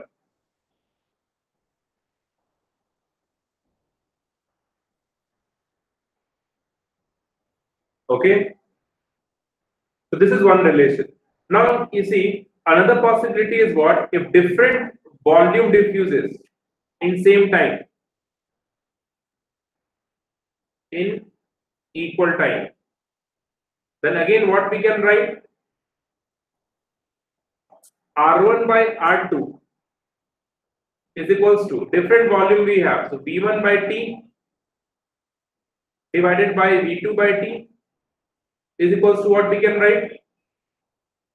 V1 by V2, and which will be equals to D2 by D1 root under divided by M2 by M1 root under. Okay. Now, based on this, if I give you this question,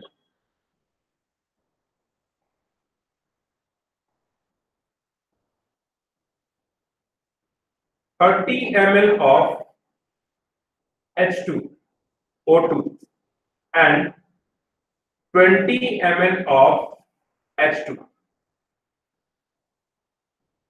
diffuses in equal time.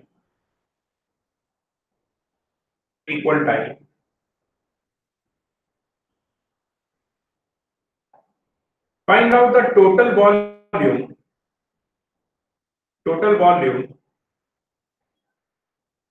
that has been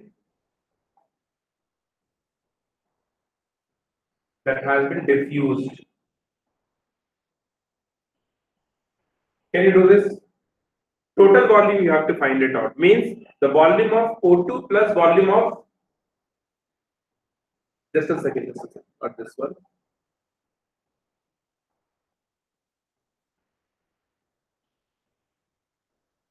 Okay, not this one thing. The volume I have given already. Okay, so two different volumes. Suppose V1 of O2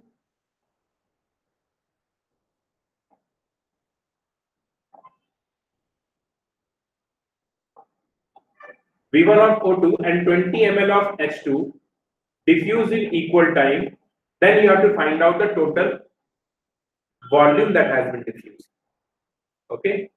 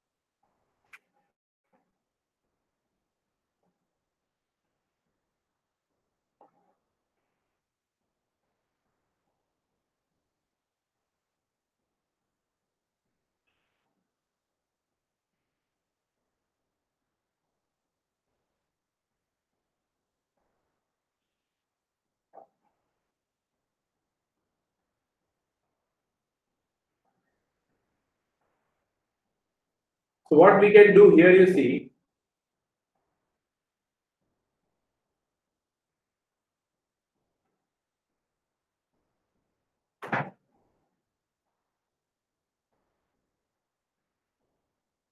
so we can write V1 by 20 is equals to the molecular mass of H2 is 2 divided by molecular mass of O2 is 32.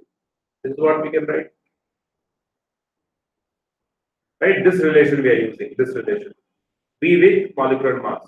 This relation we are using. So this will be V1 is equals to what? 5 ml we are getting. I think. So 5 ml of O2 and 20 ml of H2. So total volume is what? 20 plus 5 is equals to 25 ml is getting diffused in this. Understood? See, the point I'm trying to make here is what? I have given you this volume relation, right? They can give you anything. They can give you 30 gram of this and 20 gram of that is getting diffused. So mass relation you have to use that.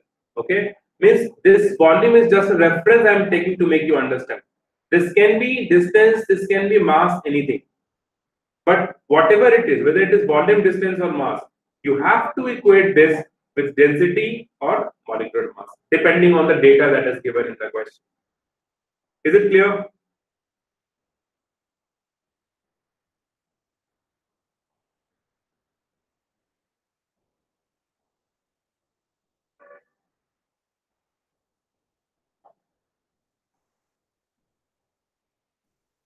Okay.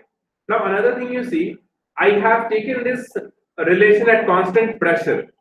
But if the pressure is not constant, you see, if the pressure is not constant, then the rate R1 by R2 will be equals to P1 root under M2 divided by P2 root under M1. From the first relation that I have written, rate is directly proportional to pressure, inversely proportional to molecular volume or molecular mass.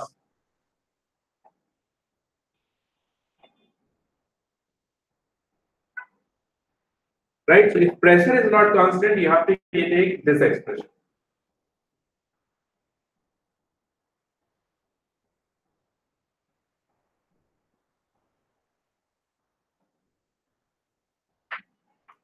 Okay, we'll see one question now.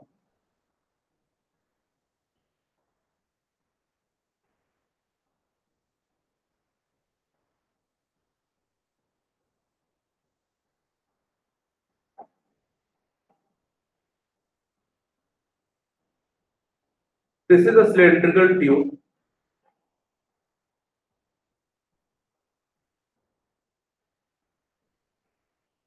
Right. This is point A or end A, and this is end B. What we do from end A, we are pushing NH3 gas, and from end B, we are pushing HCl. Right?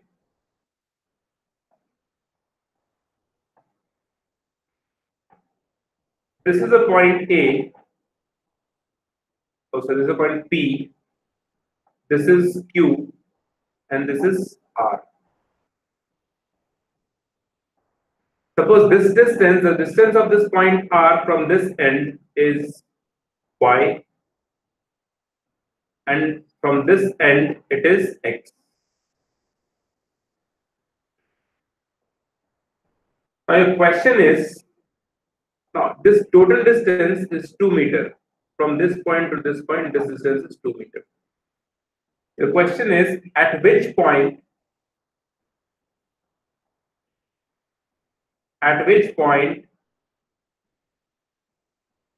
white fumes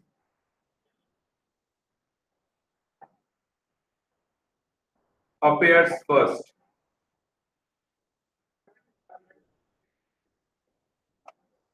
First question is this. And then the second question, you have to find X and Y also.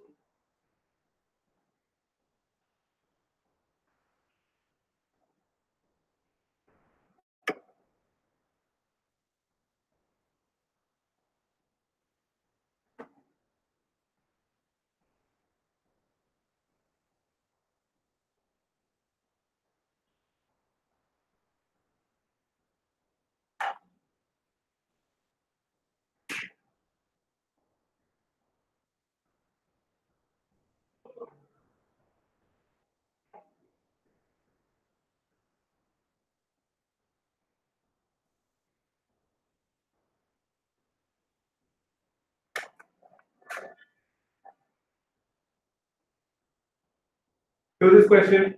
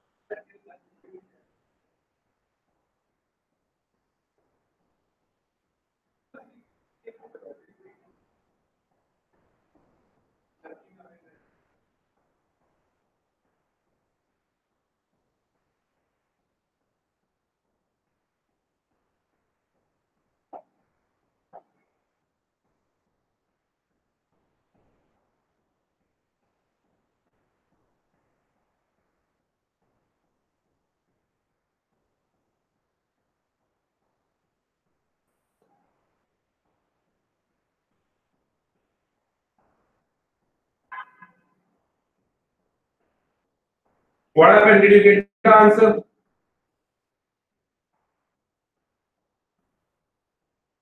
Okay, one hint I'll give you. One hint I'll give you. When NH3 and HCl reacts, when this NH3 and HCl reacts, they forms NH4Cl, which is the white fume we have. So when they meet at one point, then the reaction takes place and we get white fumes. Okay. The point is at which point they are going to meet. Is it P? What happened, Ashish? Ashish, Piramya, what is the answer you are getting?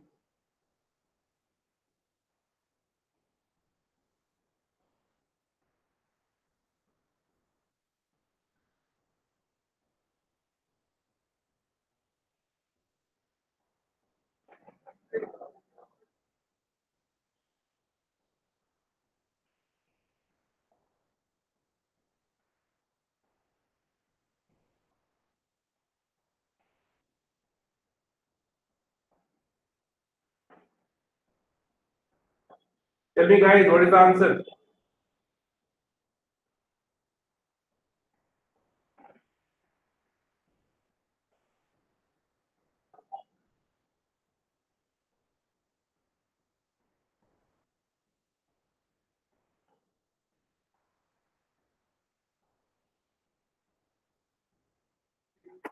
Point R. Okay. Now you see, if the rate of diffusion of NH3 is more than to that of HCl, then NH3 will travel more distance than HCl. Fine. Okay. If this one will diffuse faster in the same time, because we are introducing these two gases at the same time from the two ends of this tube. Correct. If this gas diffuse faster, obviously the distance traveled by this is more than to that of HCl. Right? So one thing is what? If the rate of HCl is more than the rate of NH3, I am taking this condition. If the rate of HCl is more than to that of NH3, then HCl diffuse faster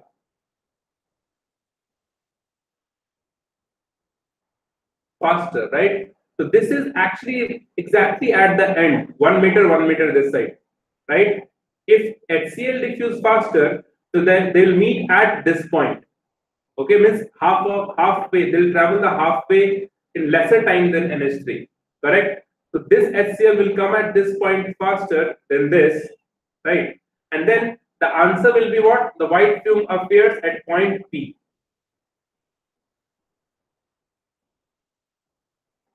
Right? But if R of HCl is less than to that of NH3, then NH3 will diffuses faster, and hence they'll meet at point R, and white fumes appears at point R. Correct? So what is the molecular mass of HCl? It is 36.5. Molecular mass of HCl is 36.5 and that of NH3 is 70. So hence molecular mass of NH3 is less, right? Hence its rate will be higher. So R of NH3 is more than to that of HCl. So this one is not possible, and hence they will meet at point R. The white fumes appears at point R. Correct? Now can you find out X and Y?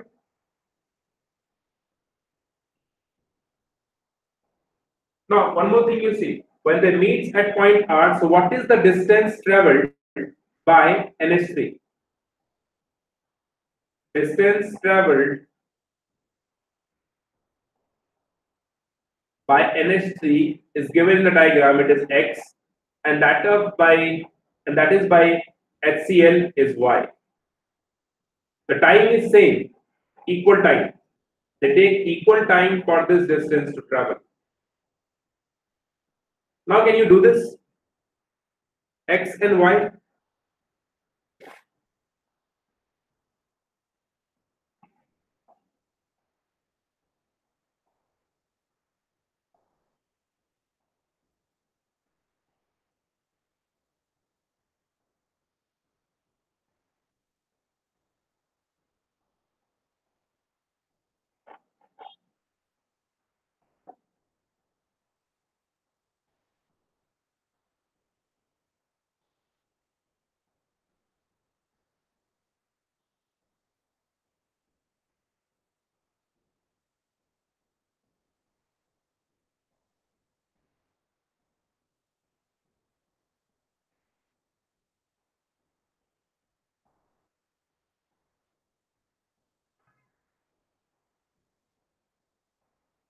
What is the value of X and Y? Tell me.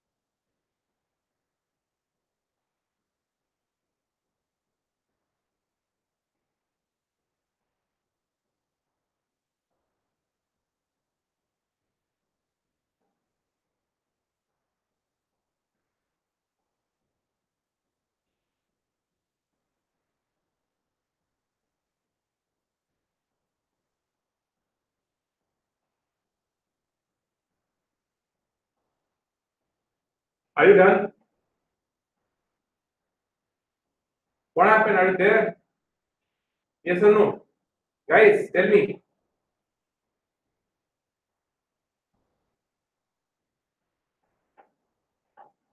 1.19 approximately. Yeah, it's correct, Ashish. See, actually, this is the case of distance traveled. So distance traveled by NH3 is X divided by Y is equals to what we can write? Molecular mass of HCl divided by molecular mass of NH3. Root over of it. This is the relation.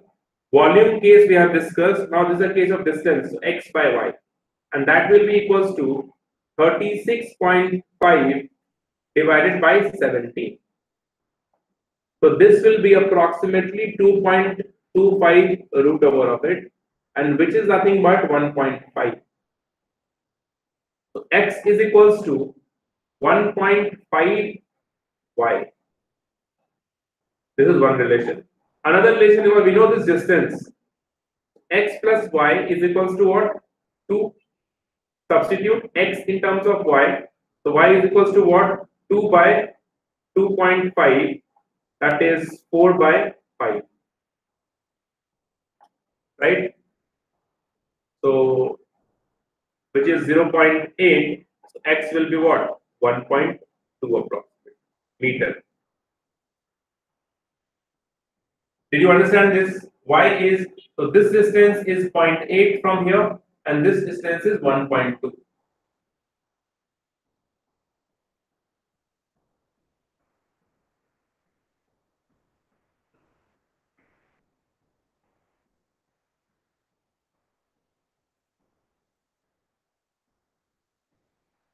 Is it clear?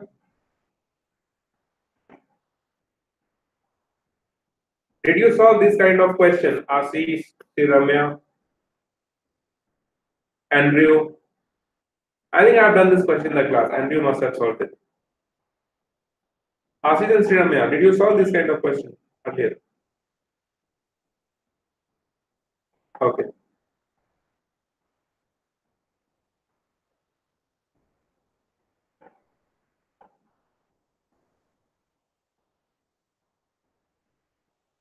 Fine. So this is it for diffusion and effusion thing. Now we have next thing, that is kinetic theory of gases.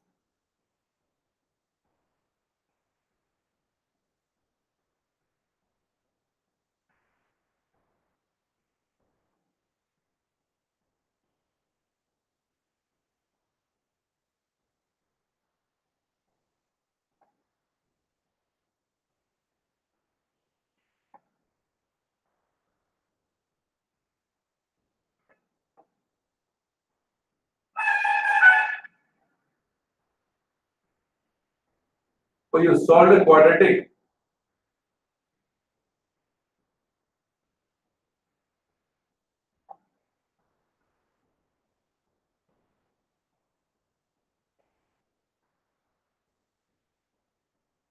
Or you must have squared it, Asif, right?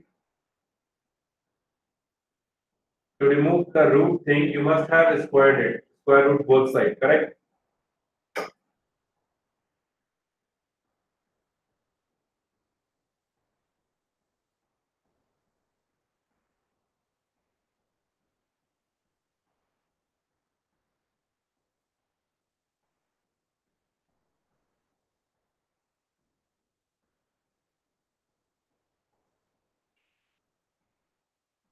Okay, anyways.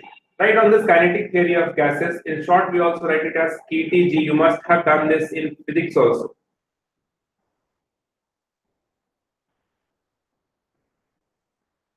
Okay, not required Sinha squared.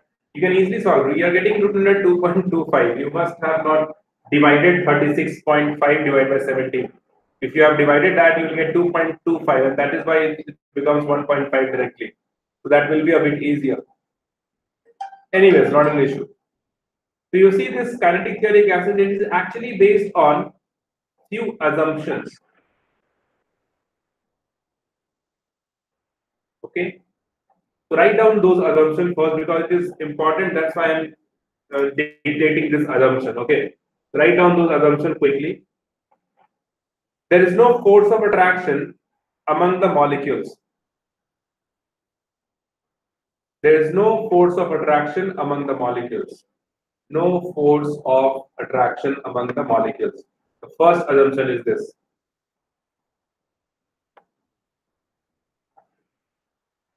Write down the gaseous molecules are always in gaseous molecules are always in random but straight line motion.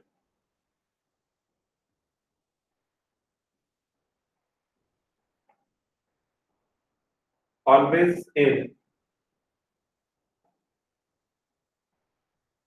random but straight line motion.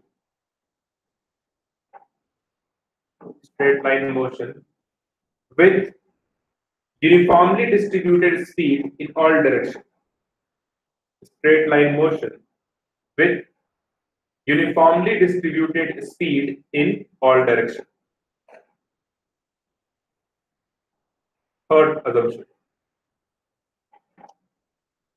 See why I am giving you this assumption, because sometimes they also ask this question. According to kinetic theory of gases, which of these options are not true? They also ask this question. So you should know what all assumption we have in kinetic theory of gases. Okay. The third point you write down: the direction of molecule. The direction of molecules changes only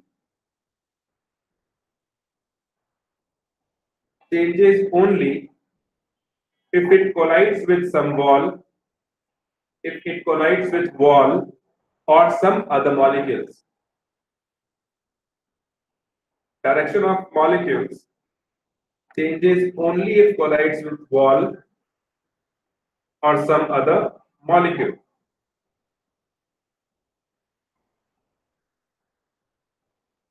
Write down: the collision are elastic. Have you studied this? You must have studied collision in physics also, right? Elastic collision, you must have the information about that, right?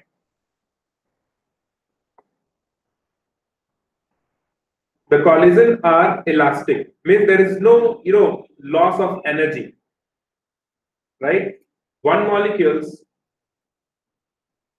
collides with other, and there will be exchange of energy. There is no loss of energy in this, right? So these collisions are assumed to be elastic. Next one, the effect of gravity on molecular motion. The effect of gravity on molecular motion is negligible. Effect of gravity on molecular motion is negligible. Last one.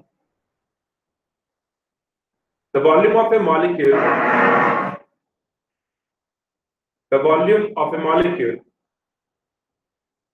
is negligible in comparison to the volume of a molecule is negligible in comparison to the volume occupied by the gas, in comparison to the volume occupied by the gas. Correct? Now you see, if you have a container, little bit of discussion is required of this kinetic theory. See, if you have a container, in this the gaseous volume is there. So what we assume, first of all, kinetic theory of gases is true for all ideal gases. Ideal gases are those gases which follows ideal gas equation, Pv is equals to nRT. All those gases which follows this relation are called ideal gas, right? Practically, there is no such ideal gas present. Okay, and kinetic theory of gases, the assumption is true for ideal gas also. You see here what happens if you have a container of volume V, and when you add 1 mole of gas into it, if you introduce 1 mole of gas into it, then what we assume that this gas, whatever gas it is, will occupy all the available space inside within the container. And we say the volume of gas is V. V is nothing but the volume of gas. Means whatever the volume of container, that becomes the volume of gas. Why? Because the gas occupies all these spaces over here. Why they occupy space? Suppose if I ask you to put one football into it, right? Then the volume of football will be what? It won't be the volume of the entire container. The volume of football will be this only, because it won't occupy the entire container, right? But here what happens, since the gaseous molecule, the last assumption you see, the last assumption is what we assume that the gaseous molecules have negligible volume, right? The gaseous molecules have negligible volume. Hence, if you introduce any gaseous molecule into it, so gaseous molecules, this, suppose this is one gaseous molecule we have, this volume we are assuming it is almost zero, right? Hence, this what we say, the volume occupied by the gas is nothing but the volume of the container, because none of this volume is occupied by the gaseous molecule. Since the assumption is what, the volume of the gaseous molecule is negligible in comparison to the volume of the gas, right? So if you compare the volume of this container, right, and this volume of this gaseous molecule, this is very small, right? That is what the assumption we have. This we are assuming is very small, and hence we say the gas will occupy the entire volume in the container. Correct? Now, there is no force of attraction among the between the gaseous molecule. These 2 points are very important here, right? The volume thing and the first point that I've given you. Now, since there are n number of gaseous molecules, so what happens? This gaseous molecules, practically it is attracted towards each other by a electrostatic attraction pull, right? There will be attraction like this among each gaseous molecules. Like this, you see everywhere we have this attraction. But according to this KTG, we assume that there is no such attraction present here. There is no attraction here, right? And that is why the gases are ideal gas. This is also the assumption in ideal gas also. So what happens when you try to liquefy this gas? I'm moving a point ahead into this. When you try to liquefy a gas, so gas you have to convert into liquid, and we know liquid has higher intermolecular force as compared to the gaseous molecule, and intermolecular force will be more when we have more interaction among the gaseous molecule, right? So if you have to liquefy a gas, you have to increase this kind of attraction among the gaseous molecule, right? And for that, there are two possible cases which we discussed later on in liquefaction of gas topic. But the point is, whenever you have gas in a container, there is no interaction among the gaseous molecule, there is no volume occupied, or there is not any volume occupied by the gaseous molecule. And the volume of the gaseous molecule is assumed to be negligible in comparison to the volume of the container. Correct? So this is what it is for kinetic theory of gases. All other points you have to keep in mind, like the gaseous molecules always move in random but a straight line motion. Random means what? The gaseous molecule will always move like this, in any direction it will move. But the motion will be straight line. It won't be like this. Gas molecules will not move in a curved path like this. It will be always a straight line motion. It can be in any direction. When collision takes place, it will change its path, but again it will follow the straight line motion. Correct? So this is what kinetic theory of gas we have. After this, we have different types of molecular speed, and that we'll discuss in the next class. Okay, did you understand this? Is it clear till here?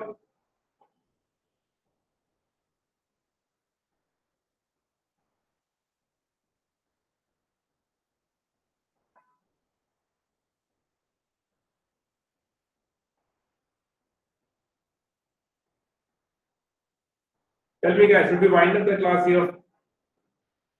If you have any doubt, you can ask me. Otherwise, we'll start from here in the next class.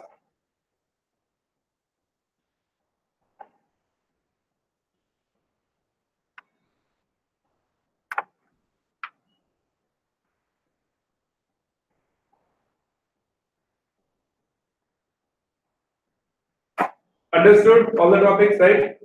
You solved some questions on this. Okay, solve some questions on the gaseous gas law, and then diffusion also. Diffusion also. You solve some questions on that today itself.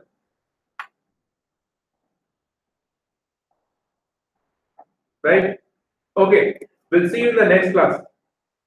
Thank you all.